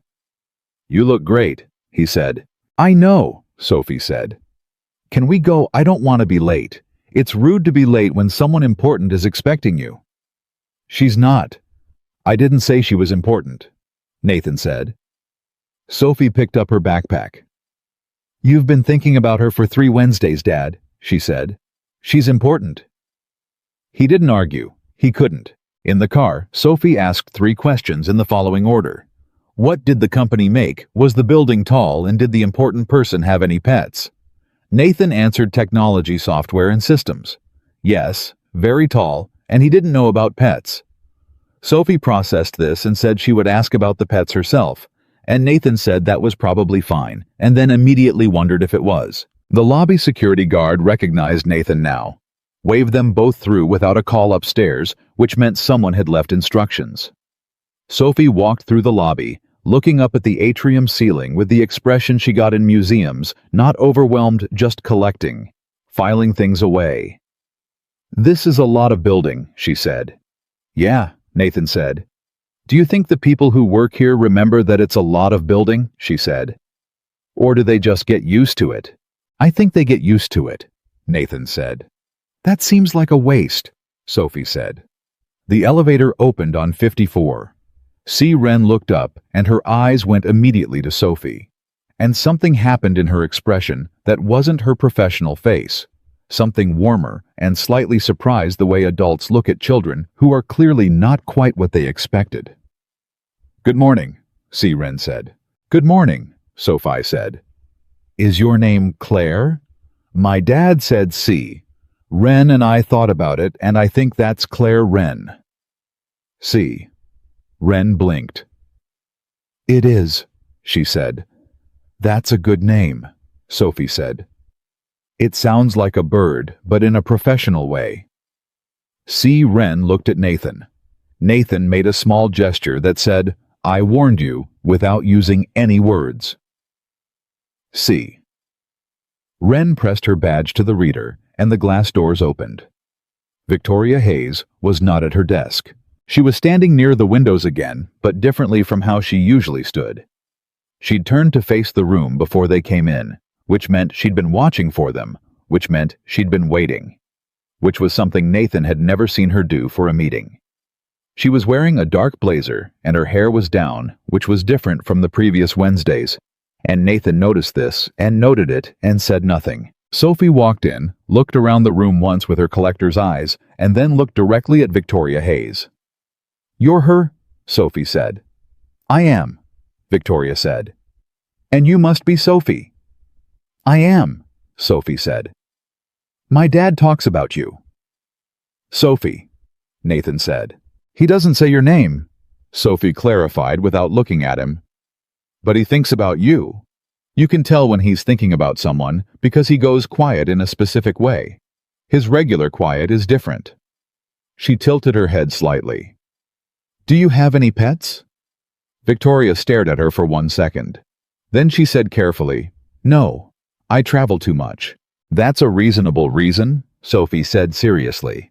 "I want a dog, but we're in an apartment, so I understand about constraints." She paused. "My dad says you have a really good computer." "Your dad fixed my really good computer," Victoria said. Something was happening at the corner of her mouth. "He's good at that," Sophie said. "He fixes things. He's good at seeing what's wrong and figuring out the actual problem instead of just the surface problem." She looked at Nathan. "That's what he does, right? He tells me that's what he does." "More or less," Nathan said. Sophie turned back to Victoria with the focused attention of someone who had come here for a specific purpose and was getting to it. "He said you were important," she said, "and that I'd find you interesting. Was he right?" Victoria Hayes, who had in the past decade negotiated with venture capitalists and testified before Congress, and fired a CFO in a room full of lawyers, looked at an 8-year-old girl in a green jacket and said with complete sincerity, "I don't know yet. I think that depends on you." Sophie smiled. It was her real smile, the one that went all the way up, the one Nathan lived for. "That's a good answer," she said. "Most adults just say yes." They sat Sophie in one of the chairs, Nathan in his usual one, Victoria in hers. And for the next 40 minutes, Sophie Reed conducted what could only be described as the most effective interview Nathan had ever witnessed, conducted by someone who didn't know she was conducting an interview and wouldn't have called it that. She asked Victoria what she'd built first. Victoria said a small software tool for inventory management that she and her brother had coded in a garage over one summer. Sophie asked if the garage was hot. Victoria said extremely. Sophie said she and Nathan had once tried to build a bookshelf in their apartment hallway in August, and it had been too hot to finish, so they'd left it half-built for 2 weeks, and her dad had kept walking into it. Nathan confirmed this was accurate. Victoria laughed, not the almost laugh, not the held-back one, a real one, at a story about a man walking into a half-built bookshelf in August. Sophie asked why she had kept going after her brother died. Victoria was quiet for a moment and then said simply, "Because stopping felt like forgetting him." Sophie nodded slowly the way she nodded when something confirmed something she'd already thought. "That makes sense," she said. "When my goldfish died, I kept his bowl for a whole year because putting it away felt like it didn't matter that he'd been there." She paused. "His name was Gerald." "That's a good name for a goldfish," Victoria said. "I thought so too," Sophie said. "Dad thought it was funny, but he let me keep it." "Some names just fit," Victoria said, and she was looking at Sophie with an expression Nathan had never seen on her before. Something open and unguarded, like the photograph, like the woman on the beach who had forgotten to be anything except exactly who she was. When they left, Sophie was quiet in the elevator. She stayed quiet through the lobby, through the revolving doors, all the way to the car. Nathan waited. He knew her silences. When she'd buckled her seatbelt, she said, "She's lonely." "I know," Nathan said. "She's really lonely," Sophie said. "Not the kind where you don't have people around. The kind where you have people around and it doesn't help." She looked out the window. "That's the harder kind." "Yeah," Nathan said. "It is." "Are you going to fix it?" Sophie said. Nathan pulled out of the parking space. "I don't think loneliness is like a computer," he said. "I don't think you can just find the corrupted file and run a recovery." "No," Sophie agreed. "But you can sit with someone while they figure out their own recovery." She looked at him. "You're good at that. You sit with me when things are hard, and you don't try to fix it, you just—" She made a gesture with her hand, a kind of steady present gesture. "Stay." Nathan drove for half a block. "Dad," Sophie said. "Yeah." "She looks at you the same way you look at her." Nathan kept his eyes on the road. "I'm just saying," Sophie said, and opened her backpack and took out a book, and that was the end of the conversation, except that it wasn't because it sat in the car with them all the way home, and Nathan thought about it for 3 days. The call came on a Thursday, not from C. Wren, not from Victoria, from a number Nathan didn't recognize, and the voice on the other end was male and smooth, in the way that voices get smooth when they've been trained to sound trustworthy. "Mr. Reed, my name is David Kessler. I'm a journalist with the Capital Business Review." A pause that was designed to feel companionable. "I'd love to chat with you about your work at Hayes Innovations, specifically your recent involvement with the executive team." Nathan was in his car in the parking lot at work, eating lunch because the break room was loud on Thursdays. He stopped chewing. "I don't have anything to say about my work that wouldn't go through official company channels," he said. Of course," Kessler said, easy and unhurried. "I'm not looking for anything official, just a conversation, background off the record. We're doing a piece on the company culture at Hayes, and—" "I'm going to stop you there," Nathan said. "I'm not a spokesperson for the company. You'd need to contact the communications department. Right? The pause again. "It's just we've heard some interesting things about how Ms. Hayes has been spending her time recently, some changes in her schedule, some new faces on the executive floor." Another pause. "I'd hate for a story to run without your side of things." Nathan recognized that sentence. He'd heard it before in a different context. Sophie had come home from school once saying a kid had told her, "I'd hate for people to think you did this," before accusing her of something she hadn't done. Nathan had said that's called a threat, that's dressed up as concern. You walk away from it. "I don't have a side of things," Nathan said. "Have a good day." He hung up. He sat in his car for 2 minutes. Then he got out, went back inside, and sent a message to C. Wren, marked urgent. "Someone named David Kessler from the Capital Business Review just called me. He mentioned Ms. Hayes by name and asked about changes on the executive floor. Thought she should know immediately." The response came back in 4 minutes, not from C. Wren, from Victoria, directly from an email address he'd never seen before. A personal one, not the company account. "Thank you for telling me. Don't speak to him again. I'll handle it." Then a minute later, a second email. Are you okay? Nathan looked at the two emails for a moment. The first one was the CEO. The second one was the woman in the photograph. He wrote back, I'm fine. He didn't get anything. She wrote, I know. That's why I'm asking about you, not the information. Nathan set his phone down on his desk and stared at it for a second, and then picked it back up and wrote, Then I'm fine. Really? A pause. Then Wednesday.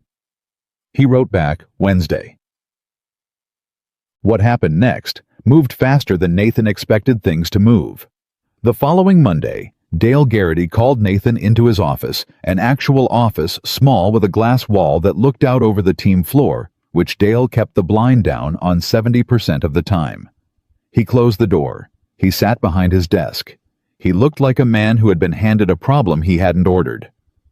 I got a call from HR this morning, Dale said, and then from legal. Nathan sat down. There's a situation, Dale said carefully. I want to be clear that I'm not making any accusations here. I want to be clear about that up front. Okay, Nathan said. What's the situation? Someone filed an internal report, Dale said, claiming that proprietary information about the Q4 Innovation Project has been accessed and potentially shared externally. He stopped. By someone with recent access to the executive systems. The room was very quiet. The report, Nathan said slowly, was filed against me. Dale didn't say yes. He also didn't say no. He looked at his desk. The investigation is preliminary, he said. Nothing has been... Dale. Nathan's voice was even. Was the report filed against me? Dale looked up. Yes, he said. Nathan breathed in slowly through his nose. He thought about David Kessler and his smooth, trained voice.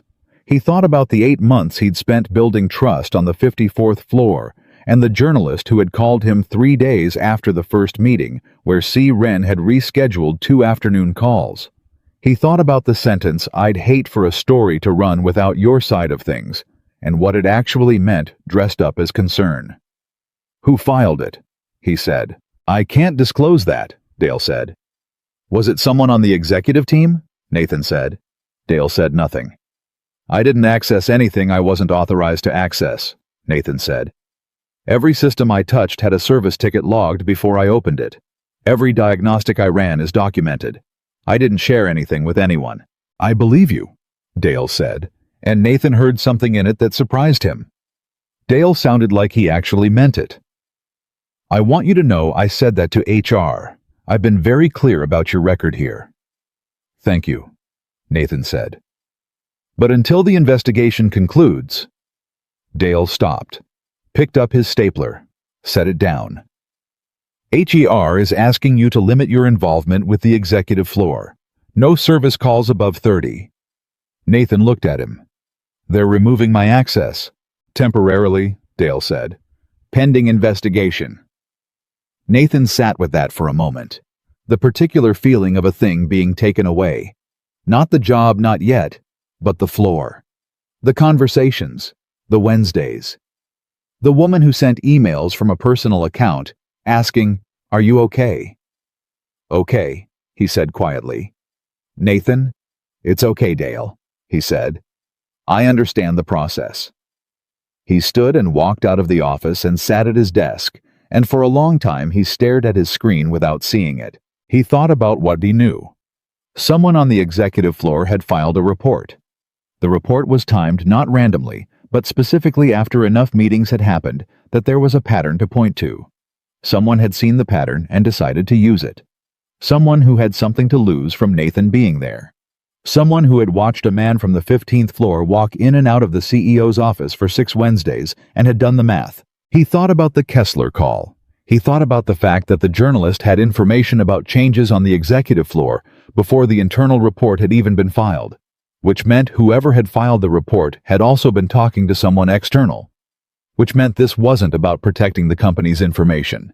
It was about protecting someone's position. He opened his documentation folder. Every ticket, every service log, every diagnostic report with timestamps. 6 years of clean, thorough, unimpeachable paperwork, because Nathan Reed had learned long ago that the best protection an invisible man had was a perfect record. He started compiling. He didn't tell Victoria. He thought about it. He wrote an email twice and deleted it twice. The first draft said, "I want you to know what's happening before you hear it another way." The second draft said, "Someone is using our conversations against me, and I think you should know who." He deleted both of them because they sounded like a man asking to be saved, and Nathan Reed had never in his life asked to be saved, and he wasn't going to start now. He told Sophie instead. Not everything, not the investigation, not the report, not the specifics. He told her that something complicated had happened at work, and he was figuring out what to do about it. Sophie was at the kitchen table doing a worksheet on fractions. She didn't look up. "Is it the important person?" she said. "It's related to her," he said. "But it's not her fault." "Is someone being unfair to you?" "Yes," he said. "I think so." Sophie put down her pencil. She turned and looked at him with the full beam attention she deployed when something mattered. "Are you going to fight it or walk away from it?" she said. "I don't know yet," he said. "What would you tell me to do?" she said. Nathan looked at his daughter. The braids, the green jacket hanging on the back of her chair, the worksheet with a row of fractions she'd been working through one by one, methodically not skipping the hard ones. "I'd tell you to document everything," he said, "and tell the truth, and not let someone else's bad behavior make you into a person you're not." "Okay," Sophie said. "So do that." She picked up her pencil and went back to her fractions. Nathan sat down across from her and opened his laptop and went back to compiling. He'd been at it for 40 minutes when his phone lit up. Personal email. Victoria's address. "I heard. I'm sorry. I should have anticipated this. Don't do anything yet. Please trust me." He read it 3 times. He wrote back, "I trust you. But I'm not doing nothing. I'm building the case." She wrote, "Good. So am I." Then a minute later, Nathan. "This is not your fault." He looked at Sophie across the table, brow furrowed at a fraction that wasn't resolving the way she'd expected. He wrote back, "I know, but I'm the one sitting with the consequences while someone else caused them. That's not new territory for me. I know how to be here." A longer pause this time. "Then I know you do. That's what I'm most sorry about." Nathan set his phone face down on the table. Sophie looked up. "Dad," she said. "Yeah." 7/8 minus 3/8, she said. 4/8 or 1/2? "Both," he said. "They're the same thing." Sophie looked at her worksheet. "Oh," she said. "That's actually easier than I thought." She wrote the answer down with the satisfaction of someone who had expected a harder fight. "I like it when the answer is simpler than the problem looked." "Me too, buddy," Nathan said. He picked his phone back up. He thought about a woman on a beach laughing, her head tilted back, the ocean behind her catching late afternoon light. He thought about walls built high enough to keep everything out, including the thing you most needed to let in. He thought about the specific loneliness of being the most powerful person in a room where nobody told you the truth. And he thought about the particular kind of person who, when they finally found someone telling them the truth, someone they hadn't planned for and couldn't control, and didn't know what to do with someone who just stayed. The way Sophie had described, just stayed. He thought about what it cost that person to write, "I trust you," from a personal email account at 11:30 on a Monday night.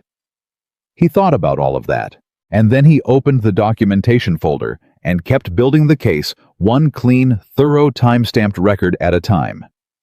Because that was what he knew how to do. And because somewhere on the 54th floor, someone was finally fighting for him, and he was going to make sure they had something to fight with. The investigation lasted 9 days. 9 days during which Nathan showed up to work at the same time he always did, sat at the same desk, worked the same tickets, ate lunch in his car because the break room felt like a place where people were waiting to see which version of this story turned out to be true. 9 days during which Dale Garrity stopped by his desk every morning with the expression of a man who wanted to say something and kept deciding not to. 9 days during which Nathan's access badge still worked on every floor except the one that mattered. He didn't reach out to Victoria. She'd said, "Don't do anything yet," and he understood what she meant. Not, "Don't defend yourself, but don't move before you know where the ground is." So he built his documentation, and he waited, and he took Sophie to school every morning, and picked her up every afternoon, and made dinner, and helped with homework, and did not in any of those hours let himself think too hard about what he stood to lose if this went the wrong way. Sophie, for her part, did not ask about it after Monday night. She seemed to understand with the particular animal intelligence she had about people that he was carrying something, and that the best thing she could do was not add to the weight. She made him coffee on Thursday morning without being asked, which she'd never done before. And when he looked at her, she shrugged and said, "You looked like you needed it," and went back to getting ready for school. And Nathan stood in the kitchen holding the cup, and thought that his daughter had more grace in her 8-year-old body than most people accumulated in a lifetime. The call came on a Wednesday. Not from C. Wren. Not from Victoria. From legal. A woman named Patricia Osei, whose voice had the particular quality of someone who dealt in facts and found most human drama to be an inefficient use of time, told him that the internal investigation had concluded that the report filed against him had been found to be unsubstantiated, that his access would be fully restored, and that he would receive formal written documentation of the outcome by end of business. "Can you tell me who filed the report?" Nathan said. A pause. "That's not something I'm able to disclose," she said. "Can you tell me if the person who filed it is still with the company?" he said. Another pause, slightly longer. "I can tell you the matter has been fully resolved," she said. Which was, Nathan understood its own answer. He thanked her and hung up and sat in his car. He'd taken the call in the parking lot, needing air, and looked at the building in front of him, and felt something that wasn't quite relief, and wasn't quite anger, and was mostly just the particular exhaustion of having been accused of something you didn't do, and having had to prove it with your own hands. His phone buzzed. Victoria's personal email. "It's done. Come up when you're ready." He sat for another minute. Then he got out of the car and went inside. The lobby guard nodded. The elevator opened on 54. C. Wren looked up and said, "Go right in," without any preamble, without the professional staging, just 3 words that meant she's been waiting. Victoria was at her desk. She stood when he came in, which she'd never done before, and for a moment they just looked at each other across the room, and Nathan thought about 9 days and $31 and a resignation letter, and the chain of completely ordinary events that had led him to this room, to this moment, to a woman who was looking at him the way people look at someone they very nearly lost. "Sit down," she said. "I'm okay standing," he said. "Nathan," she said. He sat down. She came around the desk and sat in her own chair, the one across from his, the arrangement he'd come to think of as theirs. She had the expression of someone who had things to say in a specific order and needed to say them that way. "I need to tell you what happened," she said. "All of it. Because you were in the middle of it and you had the smallest amount of information and the largest amount of consequence, and that's not okay." "Tell me," he said. "The report was filed by Richard Carver," she said, "my COO. Nathan didn't say anything. He let her continue. "Richard has been with the company for 7 years. He was Marcus's hire, originally one of the first executive decisions my brother made before he died, and I kept him partly for that reason, and partly because he was genuinely good at the operational side of the business." She paused. "What he was not good at, and what I didn't fully understand until recently, was being a person that someone could trust." "What was he afraid of?" Nathan said. "Losing his position. Losing his influence," Victoria said. "Those are different things. His position was secure. I had no plans to change the COO structure. But influence is something else. Influence requires proximity, requires being the person someone turns to, the person whose read on a situation matters." She looked at her hands. "For a long time I turned to Richard. Not because I trusted him deeply, but because he was there, and he was capable, and I'd stopped expecting to find something better than capable and present. And then I was there, Nathan said. And then you were there, she confirmed. And the conversations we were having, the honest kind, were the kind I'd never had with Richard, or with anyone on that floor. She looked up at him. He noticed. I didn't hide it well. I didn't think I needed to hide it. How did he find out about the Q4 project access? Nathan said. I ran diagnostics on your system, but I was never briefed on the project itself. That's exactly the point, Victoria said. You weren't. But the access logs showed you'd been in the system during a period when Q4 documents were also open on the network, which, taken in isolation and presented by someone who understood how to make circumstantial evidence look deliberate, could be made to look like something it wasn't. Nathan thought about David Kessler, the smooth voice, the I'd hate for a story to run without your side of things. Carver was the one who contacted the journalist, he said. It wasn't a question. Yes, Victoria said. We found the connection 2 days into the investigation. He'd reached out to Kessler 3 days before Kessler called you. The sequence was designed file, the internal report feed the external narrative, simultaneously let the two stories reinforce each other. She paused. He wanted it to look like you'd been using our relationship to gather and sell information. He wanted me to believe it. He thought I would. Why didn't you? Nathan said. She looked at him steadily. Because I know what it looks like when someone is performing something, she said. I've watched people perform honesty my entire professional life. I know every version of that performance. And you. She stopped. You never performed anything. Not once. Not in this room. Not in any of our conversations. Not when you called Kessler out and reported it to me immediately, when someone performing guilt would have said nothing and hoped it went away. I thought about saying nothing, Nathan said honestly. I know, she said. That's different from doing it. The room was quiet for a moment. Through the windows the city moved indifferent as always. Where's Carver now? Nathan said. Gone, Victoria said. He resigned this morning. I gave him the option because a termination at this level creates noise that benefits no one, and the documentation I have on his communication with Kessler is sufficient to ensure he understands the boundaries of what he can say publicly. Her voice was completely level, and Nathan heard in it the other version of her, the CEO version, the one who understood leverage and consequence and how to end a thing cleanly. His exit package is conditional on a non-disclosure agreement and a clause that specifically prohibits him from speaking to Capital Business Review or any affiliated outlet. You protected yourself, Nathan said. I protected the company, she said. Then after a beat, and I protected you. The documentation of the investigation outcome is clean. Your record shows nothing but the closed report and the finding of no wrongdoing. Anyone who pulls your file will see a 6-year record of exemplary performance and an accusation that was fully disproven. Nathan exhaled slowly. Nathan, Victoria said, I want to ask you something. Okay. Why didn't you contact me? She said. During the 9 days, you had my email.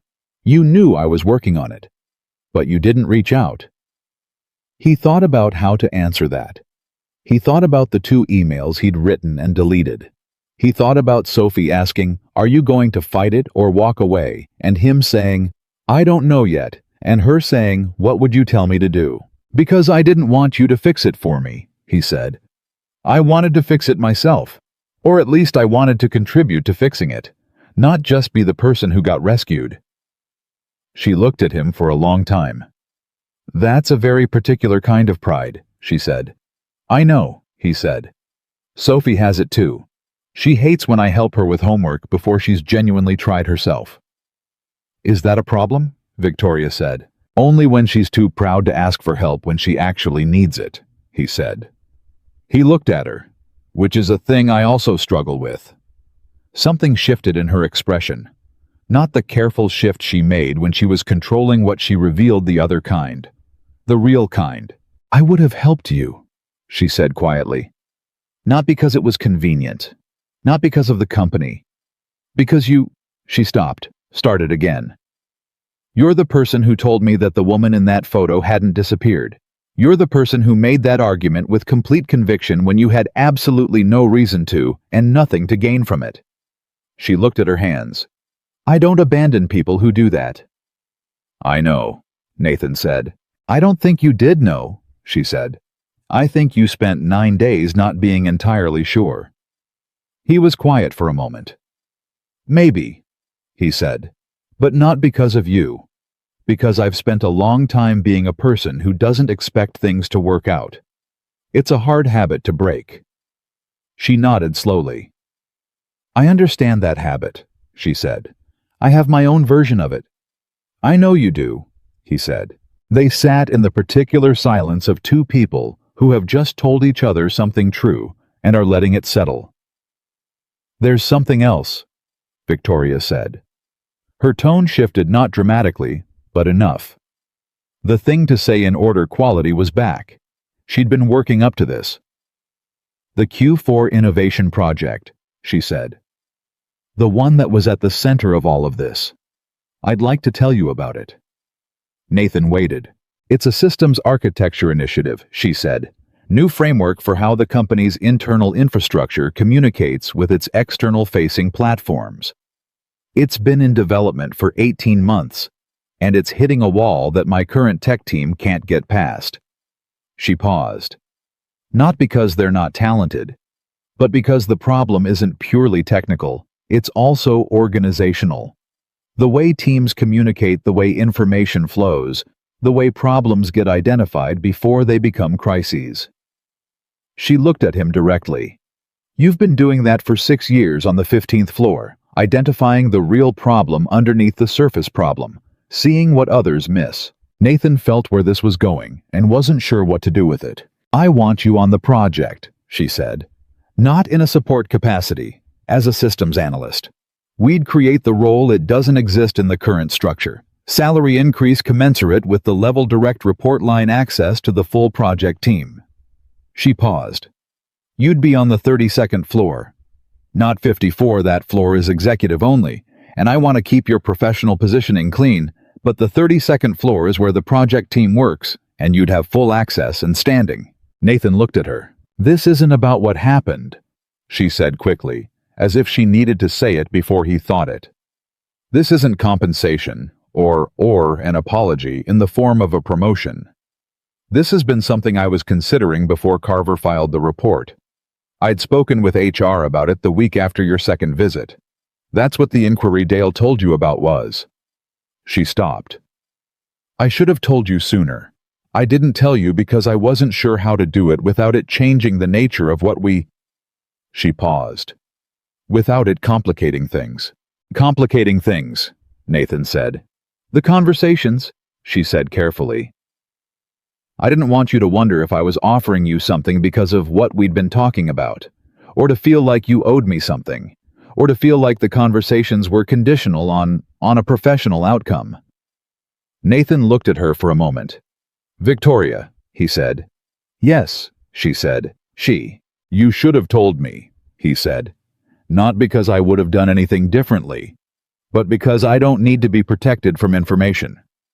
I need you to trust that I can handle it. She was quiet. That's what this has been, he said. Both of us. The whole time. You not telling me things to protect me, me not reaching out to protect my own sense of self-sufficiency. Both of us performing something we thought the other one needed, instead of just... He stopped. Instead of just being honest. She looked at him. You told me the first time that you wanted the honest kind of conversation, he said. That goes both ways. You're right, she said, simply without qualification. You're right, I'm sorry. Don't apologize, he said. Just do it differently. Something in her expression broke open slightly. Not dramatically, she was still Victoria Hayes. She still had 11 years of walls and the particular composure of someone who had learned to hold themselves together in public. But something broke open quietly like a window that had been painted shut and finally gave. Okay, she said. Here it is then, the honest version. I was afraid that if I offered you the role, you'd take it because you needed it financially, professionally, and not because you wanted it. And I'd lose the only relationship I've had in years where I couldn't tell whether the person was there because of what I could give them. She looked at him with the specific directness she only used when she was saying something that cost her. And I didn't want to lose that, even for a better outcome for you. Which is selfish, and I know it. Nathan sat with that. It's not selfish, he said. It's scared. Those are different things. You're very particular about distinguishing between things, she said. Sophie thinks the right word matters, he said. She's rubbed off on me. Victoria looked at him. Something was happening in her expression that she wasn't managing, wasn't performing, wasn't controlling. It was just there.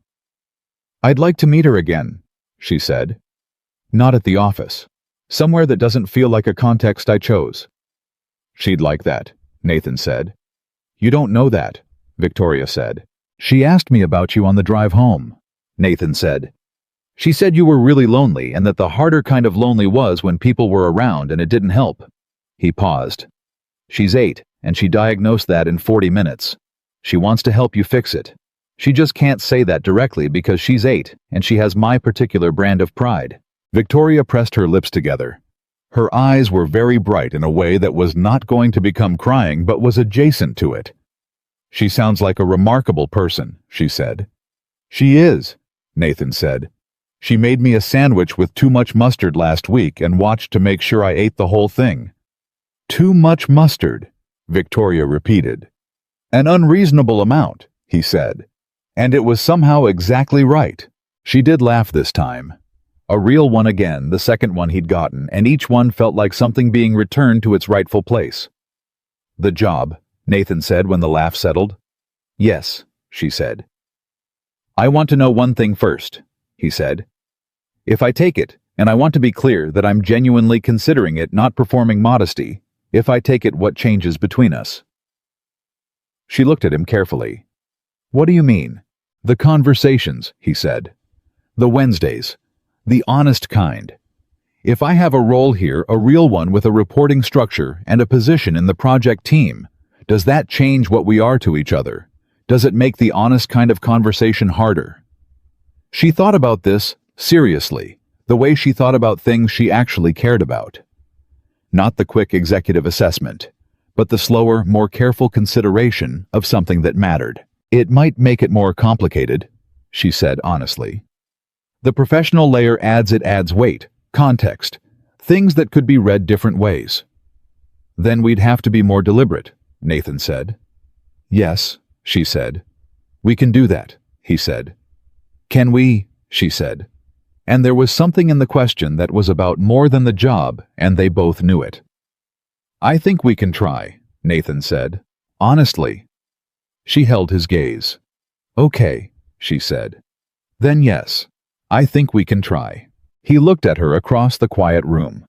The room that had started as the most impersonal space he'd ever been in, the room that had no family photos and no struggling plants, and no mug with a funny saying, and now felt somehow like a place where something real had taken root without anyone planning it.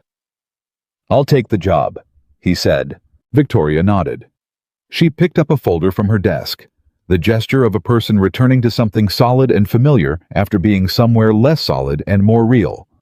I'll have HR send you the formal offer by tomorrow, she said. Benefits, title, salary, structure. Okay, he said. He stood. Nathan, she said. His name in her mouth, he'd counted the times. The way she said it at the end of things, not to stop him, but to make sure what came next landed properly. Yeah, he said. Sophie's jacket, she said. The green one. She had it on when she came. Where did you get it? Nathan blinked. Department store. I bought it a size up so she'd grow into it. Victoria nodded slowly, like she was filing that away somewhere specific. She carried herself like it fit perfectly, she said.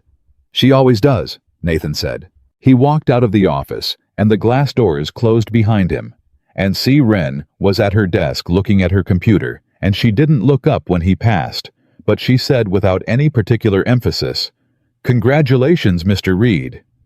Nathan paused. You knew, he said.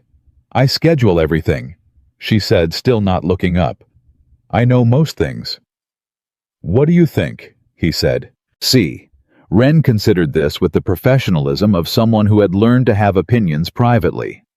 "I think," she said carefully, "that in 7 years of working on this floor, I have never once heard Ms. Hayes laugh twice in a single meeting." She looked up. "That seems relevant." Nathan took the elevator down. He sat in his car. He called Sophie's school. Mrs. Okafor answered. "Sophie Reed," she said. "Here. She told me to tell you she figured out the phenomenon spelling. 2 E's. She was right to doubt herself," Nathan said. "It's a hard word. She also said to tell you that whatever you're deciding today, you should decide it."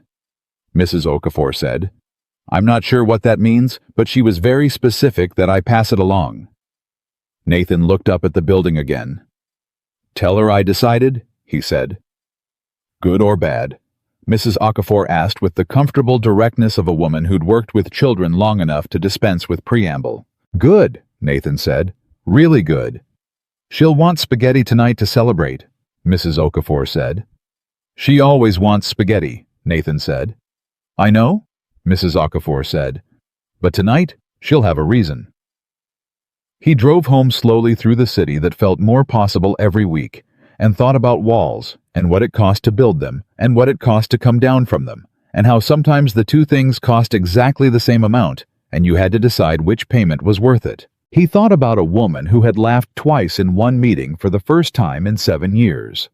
He thought about Sophie and her grandmother's barrettes, asking a billionaire CEO about pets with the earnest certainty of someone who already knew the answer was going to tell her something important. He thought about Marcus, who'd had an idea in a garage one hot summer, and had never gotten to see what it became, and the sister who had built it in his absence, and buried herself in the building of it, because she didn't know what else to do with the space he'd left. He thought about the photograph, the beach, the laughing woman who had forgotten for 1 minute to be anything except exactly who she was, and he thought about the fact that the minute wasn't over, that it had just been interrupted, that it was still going somewhere underneath everything patient and persistent and waiting for the right person to recognize it. He picked Sophie up at 3. She got in the car and buckled her seatbelt and looked at him with her full beam attention. "You decided," she said. "I decided," he said. And she said, "And things are going to be different," he said. In a good way. Sophie looked at him for a moment. Then she looked out the window. Then she said, "I think she's going to be good for you." "I think we might be good for each other," Nathan said. Sophie considered this. "That's actually better," she said. "One way good doesn't last. My teacher said that about friendships, and I think it applies to most things." "Your teacher is smart," Nathan said. "I told her that once, and she said, 'I know that's why they pay me,'" Sophie said, which I thought was really funny. Nathan drove and thought about most things, and whether the rule applied, and decided that Sophie's teacher was right, and that this particular thing, whatever it was becoming, had the quality of two-way good, the real kind. The kind that was built from people who had stopped performing and started simply being present with each other. "Spaghetti," Sophie said. "Obviously," he said. She smiled and put her feet up on the dashboard, which he normally didn't allow, and he let it go because it was a good day, and good days had their own rules. His phone buzzed at a red light. Victoria's email. "HR will have the offer to you by 9 tomorrow. Also, I looked up the Capital Business Review. Kessler's piece won't run. His editor confirmed this afternoon. I thought you should know." Then 30 seconds later, Sophie's right by the way. About the loneliness.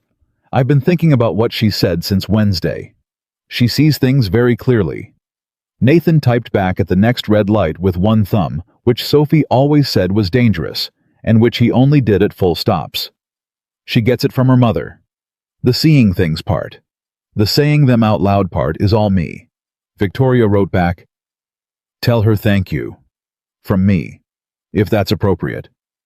He showed Sophie the message. Sophie read it, thought about it. "Tell her she's welcome," she said. "And tell her she should come for spaghetti sometime. Mrs. Okafor says food makes things less complicated." Nathan typed that back verbatim. The response took a little longer this time.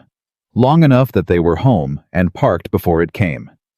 "I haven't had someone invite me to dinner in a very long time," Victoria wrote. "Tell Sophie yes." Nathan showed Sophie. Sophie read it, nodded once with the satisfaction of someone whose hypothesis had been confirmed by the experiment. "See?" she said, getting out of the car with her backpack. "Two-way good." She went inside. Nathan sat in the parked car one more moment in the quiet of an ordinary Wednesday evening that felt like the beginning of something he didn't have a word for yet, and thought that sometimes the truest things didn't need names right away. Sometimes you just needed to let them be what they were. He went inside and made spaghetti. The spaghetti dinner happened on a Saturday. Victoria showed up at 6:15 with a bottle of wine she'd clearly researched, because it was exactly the right kind, not expensive enough to make Nathan feel like a guest in his own home, not casual enough to seem like she hadn't thought about it. She stood at the door of the apartment in jeans and a simple dark sweater. No blazer hair down, the way it had been the Wednesday of the investigation outcome. And Nathan thought she looked like someone who had practiced being casual and was genuinely trying to get it right. Sophie answered the door before Nathan got there. She looked at Victoria for exactly 2 seconds, took the wine from her hands, said, "Dad says you should come in. The sauce needs another 10 minutes," and walked back to the kitchen. Victoria looked at Nathan. Nathan shrugged. "She's been cooking with me since she was 5, he said. "She has opinions about timing." Victoria stepped inside. She stood in the small entryway and looked at the apartment the way she'd looked at the lobby of her own building when Sophie had asked if the people who worked there remembered it was a lot of building, not assessing it, just taking it in. The bookshelf by the door with the books slightly out of order, because Sophie reorganized them by color sometimes and by subject other times, and the system was always in transition. The photograph on the wall, Nathan and Sophie at the beach 2 summers ago. Sophie holding a hermit crab at arm's length with an expression of extreme scientific commitment. The jacket hook with Sophie's green jacket and Nathan's work bag hanging from it like they'd been there forever, which they had. "It looks lived in," Victoria said quietly. "Is that okay?" Nathan said. "It's the best thing a home can look like," she said. They ate at the kitchen table, the 3 of them, and the sauce was ready exactly when Sophie said it would be, which Nathan chose not to make a big deal of because she would make a big deal of it herself, and he was right. She served it with the gravity of a chef presenting a finished dish, and then sat down and picked up her fork and said to Victoria conversationally, "I told my teacher about you." Victoria looked up. "What did you tell her?" "That my dad fixed your computer and you asked him a question and now things are different," Sophie said. "She said that sometimes the most important things start with small broken things. I thought that was interesting." "What did you think of it?" Victoria said. Sophie considered this with a forkful of spaghetti halfway to her mouth. "I think it's true, but it's not the whole truth," she said. "The broken thing just gives 2 people an excuse to be in the same place at the same time. The important part is what they do once they're there." Victoria looked at Nathan. Nathan looked at his plate and said nothing and was aware that he was smiling in a way he couldn't do anything about. "Your teacher must think very highly of you," Victoria said to Sophie. "She says I ask too many questions in class," Sophie said. "But she also says that privately she hopes I never stop." She twirled her fork. "I think both things can be true at the same time." "I think you're right," Victoria said. "I usually am," Sophie said without arrogance, simply as a matter of observed fact. "But I try not to say it too much because Dad says confidence is good, and showing off is confidence that forgot to be kind." Victoria set her fork down and looked at Nathan with an expression he'd seen only a few times. The one that wasn't the CEO and wasn't the woman behind the walls. The one that was something quieter and more fundamental. The one that looked like someone arriving somewhere they'd been trying to get to for a long time. "You said that to her," Victoria said. "When she was 6, Nathan said. She was beating a kid at chess and talking about it while she was doing it. Was the kid upset?" Victoria said. The kid was me, Nathan said. Sophie laughed a bright, complete 8-year-old laugh that filled the kitchen, the way only real laughter fills a room. And Victoria laughed with her, and Nathan sat at his kitchen table and thought that this specific sound, this exact combination of voices, was something he wanted to remember for the rest of his life. After dinner, Sophie did her homework at the table, while Nathan and Victoria washed dishes side by side, which was the most ordinary thing in the world, and which felt because of that extraordinary. They talked quietly, the way people talk when there's a child nearby who is ostensibly focused on something else, but is absolutely listening. They talked about small things. The project and issue Nathan had identified in the third week with the communication protocol between two system layers, that 3 engineers hadn't caught a book. Victoria had been trying to finish for 6 months and kept putting down not because it was bad, but because it was good, and she kept needing to sit with what she'd just read before going on. "What's it about?" Nathan said. "A man who spends his whole life building things," she said, and realizes at the end that none of the things he built were for himself. She handed him a wet plate. "His daughter is in it. She's the one who finally tells him." "Do you think the daughter knew the whole time?" Nathan said. "I think the daughter knew before he did," Victoria said. "Children usually do. From the table without looking up." "That's true," Sophie said. "We just wait for adults to catch up." Nathan dried the plate. Victoria looked at the back of Sophie's head with an expression Nathan didn't try to name because it didn't need a name yet. It just needed to be there. When Sophie went to bed, a process that involved 2 glasses of water, one discovered at the last minute thing she needed to tell Nathan, and a brief negotiation about whether the hall light could stay on, which it could. It always could. Nathan had never once made her sleep in total dark. Nathan and Victoria sat on the couch with the wine open, and the apartment quiet, in the way it got quiet after Sophie went to bed, which was a comfortable quiet, the quiet of a place that had been full and was now resting. "She's extraordinary," Victoria said. "I know," Nathan said. "I don't say that," Victoria stopped. "I don't say that the way people say it about children when they don't know what else to say. I mean it specifically. She is a specific kind of extraordinary." She held her glass. "She's going to change things, whatever she decides to do." "She wants to design bridges now," Nathan said. "As of Tuesday. Marine biology was last month's. Bridges are this week's." "What happened to engineering?" Victoria said. "Bridges are engineering," Nathan said. She clarified that. "She's right," Victoria said. "She's absolutely right." And she was smiling in the way that didn't have any performance in it, the way that was just real. And Nathan thought about the photograph and the beach and the late afternoon ocean light and thought that this was that smile. Right here, in his living room, over a conversation about bridges. "Victoria," he said. She looked at him. "I want to ask you something," he said. "And I want the no but really version." She turned slightly toward him on the couch. "Okay," she said carefully. "Are you happy?" he said. "Right now. In this apartment. Tonight." She was quiet for a moment.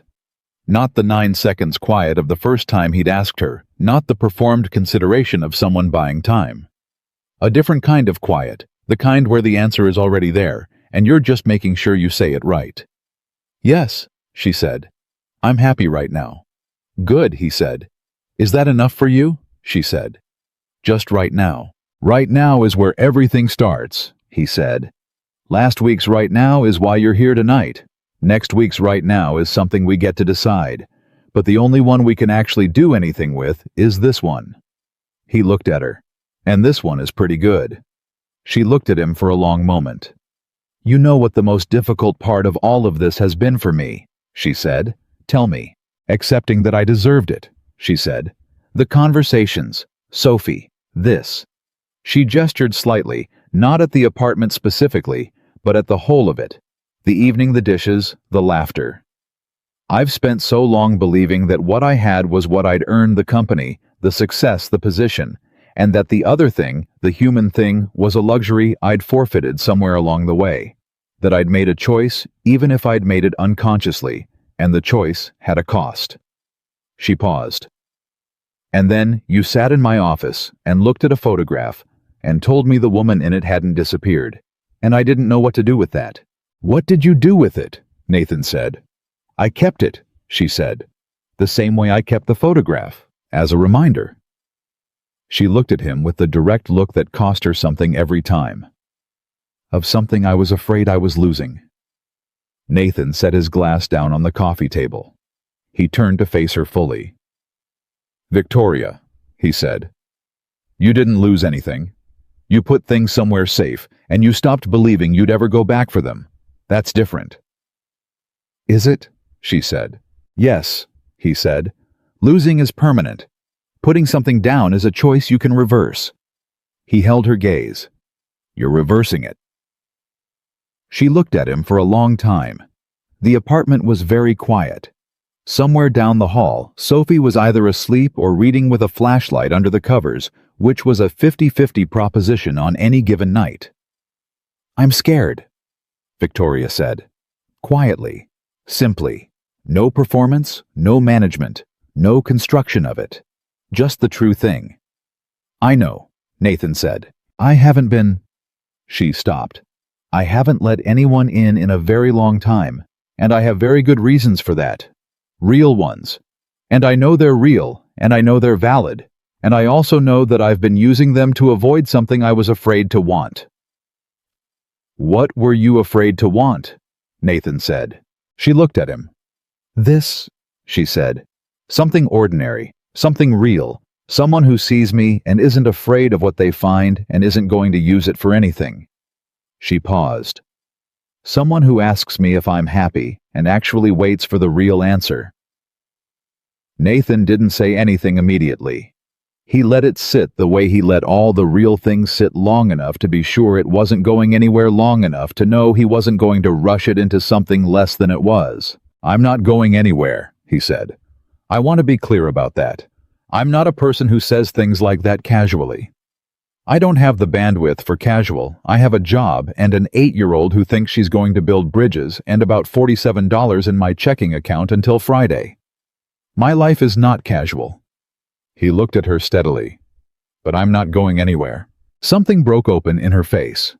Not dramatically, she was still herself, still Victoria, still the woman who had built a company and run it for 11 years, with the particular composure of someone who had decided that no room was going to see her fall apart. But something broke open quietly, irreversibly, the way ice breaks open in spring, not because it was forced, but because the temperature finally changed. $47, she said. Give or take, he said. Nathan, she said. Yeah, he said. She leaned forward and kissed him. It was brief, not dramatic. Not the kind of thing that would look like anything from outside the room. Just two people who had been saying true things to each other for long enough that the next true thing was a simple, quiet forward motion. When she pulled back, she looked at him with an expression that was slightly surprised at itself, the way people look when they do the thing they've been deciding about for weeks, and it turns out to be simpler than all the deciding. Was that okay? She said. More than okay, he said. She sat back. She picked up her wineglass. She was composed again mostly except for the slight color in her face and the realness of her expression, the unmanaged quality of it. I should probably tell you, she said, that I've thought about doing that since approximately the third Wednesday. I've thought about it since the first one, Nathan said. She looked at him. Why didn't you? She said. Because you were the CEO and I fix computers on the 15th floor, he said. And also because I wasn't sure what I was walking into and I didn't want to get it wrong. Did you get it right? She said. Ask me in a year, he said. She smiled. The real one. The full one. The one from the photograph. The one from the beach. The one he'd seen in the kitchen when Sophie laughed. The one that belonged to the woman who had forgotten for 1 minute to be anything except exactly who she was. Except now, the minute wasn't ending. The minute was staying. 6 months later, Nathan moved his desk to the 32nd floor. He'd been working the project for 4 months by then, and what he'd found in those 4 months was that the problem was exactly what Victoria had described. Not purely technical, not purely organizational, but the space between those two things, the place where systems and people failed to understand each other, which was where every real problem lived. He'd identified 3 critical communication failures in the first month. In the second month, he'd proposed a framework for how the infrastructure team and the product team shared information that was so obvious in retrospect that 2 senior engineers had separately told him it was obvious in retrospect, which was the highest compliment you could get in that context, because it meant the solution fit so well. It felt like it had always existed. He was not the most technically brilliant person on the project team. He knew that and was comfortable with it. What he was the person who could sit in a room full of people talking past each other and identify with quiet precision the exact sentence that would make them start talking to each other instead. He was the person who asked the question that nobody else had thought to ask, not because they weren't smart enough, but because they were too close to the problem, and he had spent 6 years being just far enough away from everything to see it clearly. Dale Garrity had thrown him a small, deeply awkward send-off party when he moved floors, store-bought cake, a card signed by the team, and a speech that Dale had clearly written and then abandoned halfway through in favor of just saying, "You're one of the best I've ever had. Reed and I should have said that more," and then immediately going to get cake before the moment could get any bigger. Nathan had shaken his hand and meant it. The 32nd floor was different from the 15th. In the way that rooms full of people building things were different from rooms full of people maintaining them. Both mattered. Nathan knew that with complete conviction. But there was an energy on 32 that he hadn't known he was missing until he was in it, the energy of something being made of people arguing productively about what the thing should be and how it should work and what it would become. He worked hard. He came in early because Sophie's school started early, and he dropped her off on the way and was at his desk by 8.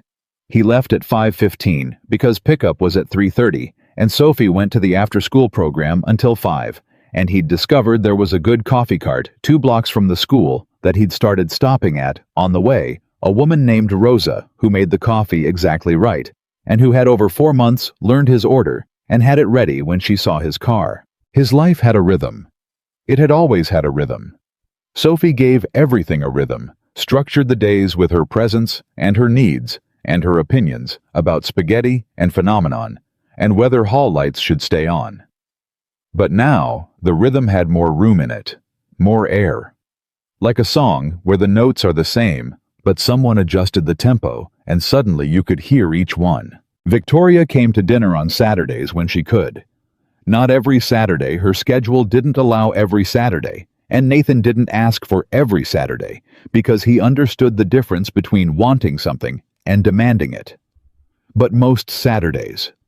Enough Saturdays that Sophie had started factoring her into the meal planning, which Nathan only discovered when he overheard Sophie on the phone with her grandmother saying, "Victoria likes the chicken thing better than the pasta, but I make the pasta because Dad likes it more, and I think it's good to take turns." His mother, who had raised Nathan alone after his father left when Nathan was 11, and who had subsequently developed the specific maternal superpower of extracting information from her son through strategic silences and well-timed questions, had heard the name Victoria and said nothing for exactly 4 seconds, and then said, "Is she good to you?" And Nathan had said, "Yes." And his mother had said, "Is she good to Sophie?" And he'd said, "Sophie is developing opinions about her cooking preferences on Victoria's behalf." And his mother had been quiet again and then said, "Bring her to Sunday dinner," with the tone of someone issuing a gentle but non-negotiable directive. He'd told Victoria. Victoria had gone still in the way she went still when something required her to step into territory she hadn't prepared for. "Sunday dinner," she said. "My mother makes pot roast," Nathan said. "I haven't had pot roast in—" She stopped. "I don't remember the last time I had pot roast."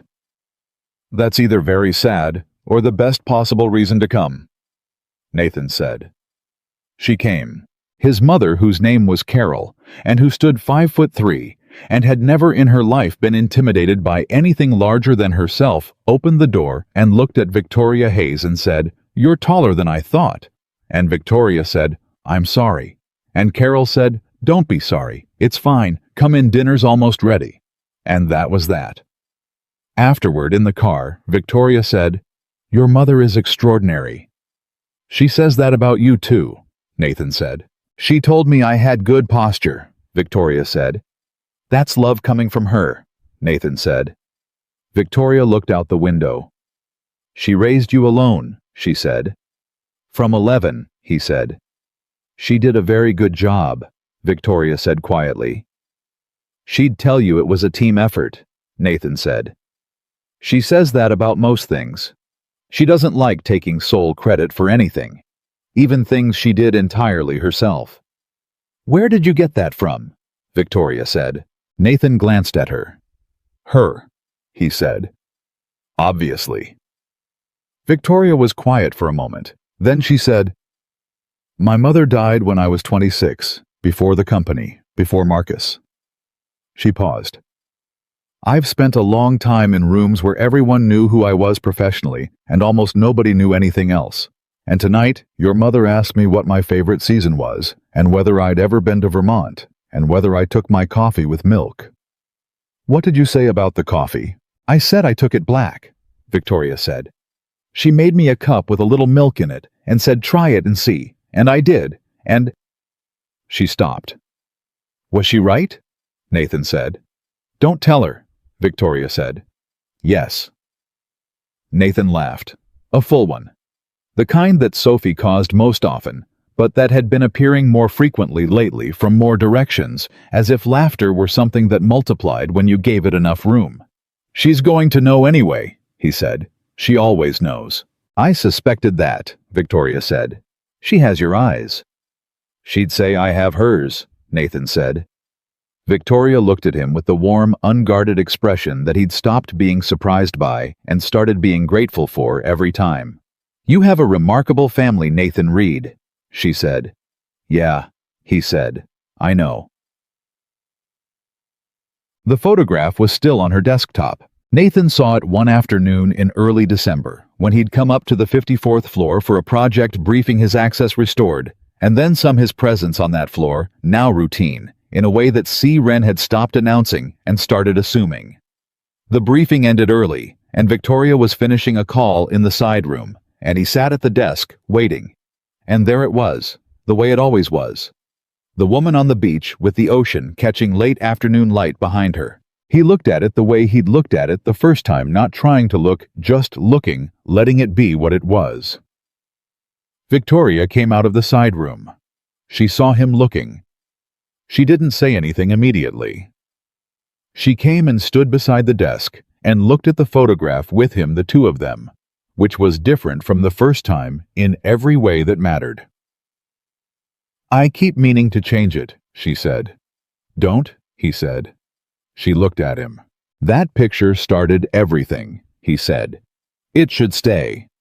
She looked back at the screen, at the woman laughing by the water, at the loose hair and the rolled jeans and the bare feet on wet sand, and the expression of someone who had completely forgotten for one full minute to be anything except the person she actually was. "She looks happy," Victoria said quietly. "She does," Nathan said. "I took that photo 4 years ago," Victoria said.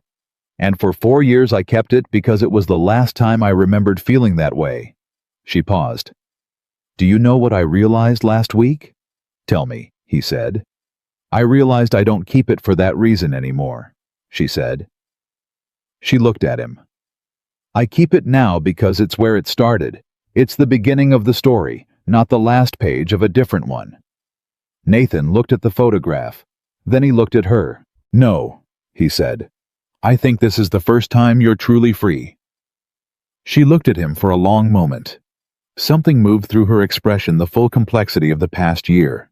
The walls and the photograph and the journalist and the 9 days and the pot roast and the spaghetti with too much mustard and Sophie's green jacket and Sunday dinner in a small house where someone had asked her about Vermont and put milk in her coffee, all of it moving through in one long quiet wave. "Nathan," she said.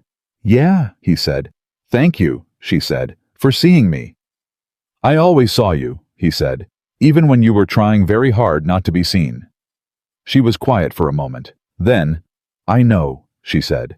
That was the terrifying part. He reached over and took her hand, the way he'd been taking her hand for 6 months now, easily and without announcement, the way you do a thing when it stopped requiring a decision and simply become part of how you move through the world. Her hand closed around his. Christmas that year happened in Nathan's apartment, which his mother called small, and Sophie called exactly right, and Victoria called the best room she'd ever been in, which made Carol Reed look at Victoria Hayes with new and significant respect. There was too much food, because Carol brought what she always brought, and Nathan cooked what Sophie requested, and Victoria arrived with things she'd apparently spent 2 days sourcing from a bakery Sophie had mentioned in passing 6 weeks ago, and had presumably not expected Victoria to actually remember. But Victoria Hayes did not forget things people said, especially not Sophie. Sophie had given Victoria a card she'd made herself, which was a drawing of 3 people, a tall one, a medium one, and a short one, standing in front of what was labeled in careful 8-year-old writing as Bridges' future. Inside the card it said, "Dear Victoria, I'm glad your computer broke. Love, Sophie." Victoria had read it twice and held it in her lap for the rest of the evening, and Nathan had watched her do this and thought about the specific weight of being loved by a child who had decided with complete calm certainty that you were worth loving. Later after dinner, after Carol had fallen asleep in the armchair that was positioned exactly like the armchair in her own living room, and Sophie was in her bedroom on the phone with her grandmother's cordless, telling her something that was apparently important and private.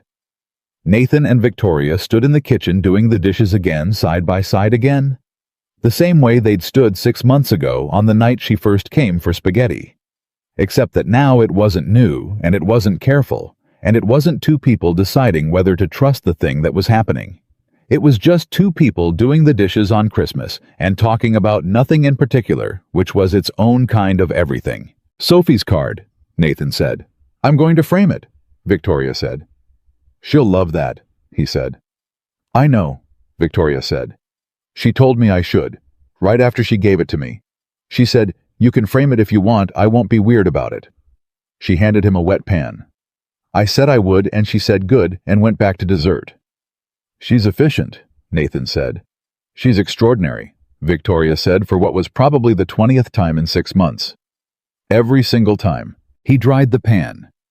He put it away in the cabinet where it lived, the specific cabinet that Sophie had labeled with a small piece of tape when she was 6, because she felt the pans didn't have a clear enough home and clarity was important. The tape was still there. "Victoria," he said. She said. She was rinsing a bowl. "I love you," he said.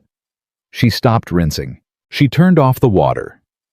She stood still for a second with the bowl in her hands and the water running down her wrists and the small Christmas lights Sophie had insisted on stringing around the kitchen window, throwing their particular kind of light across the room. She set the bowl down and turned to look at him. "I know," she said. Her voice was very quiet and very steady. "I've known for a while." "Okay," he said. "I love you too," she said. She stopped. "I've been working up to saying it. Because it's a thing that once you say it, you can't take it back. And I've been taking things back my whole life, keeping the exit available, leaving the door open so I had somewhere to go if—" She stopped. "I'm done doing that," she said. "I want you to know I'm done doing that." "I know," he said. "I've known for a while." She looked at him. And then she laughed, the real one, the complete one, the one from the photograph and from the kitchen with Sophie and from his mother's Sunday table, the one that belonged to the woman who had forgotten how to be free, and then slowly and with great difficulty and with the help of a man who fixed computers and a girl who was going to build bridges had remembered. From the hallway, "Are you guys being mushy?" Sophie's voice carrying clearly through the apartment. "Yes," Nathan called back. A pause. "Okay," Sophie said, apparently satisfied with this answer. "Tell me when you're done." "Give us 5 minutes," Nathan said. "I'll give you 10, Sophie said. "Grandma's asleep and I'm being nice." Nathan looked at Victoria. Victoria looked at Nathan.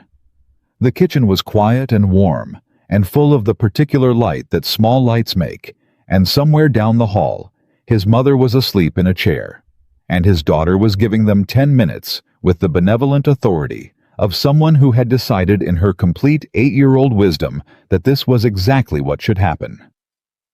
10 minutes, Victoria said. Better make it count, Nathan said. She reached up and put her hand against his face, a simple gesture, just that her hand against his face, and looked at him with the full, open, unguarded expression of someone who had stopped being afraid of being seen. He put his hand over hers. They stood in the kitchen on Christmas evening in a small apartment that looked exactly lived in and did not waste the 10 minutes. Outside, the city moved the way cities do, perpetually, indifferently, beautifully, and it did not know or care about the specific thing that was happening on one particular floor of one particular building in a kitchen, with a pan labeled by a 6-year-old who had understood even then that everything needed a clear home. But the city didn't need to know.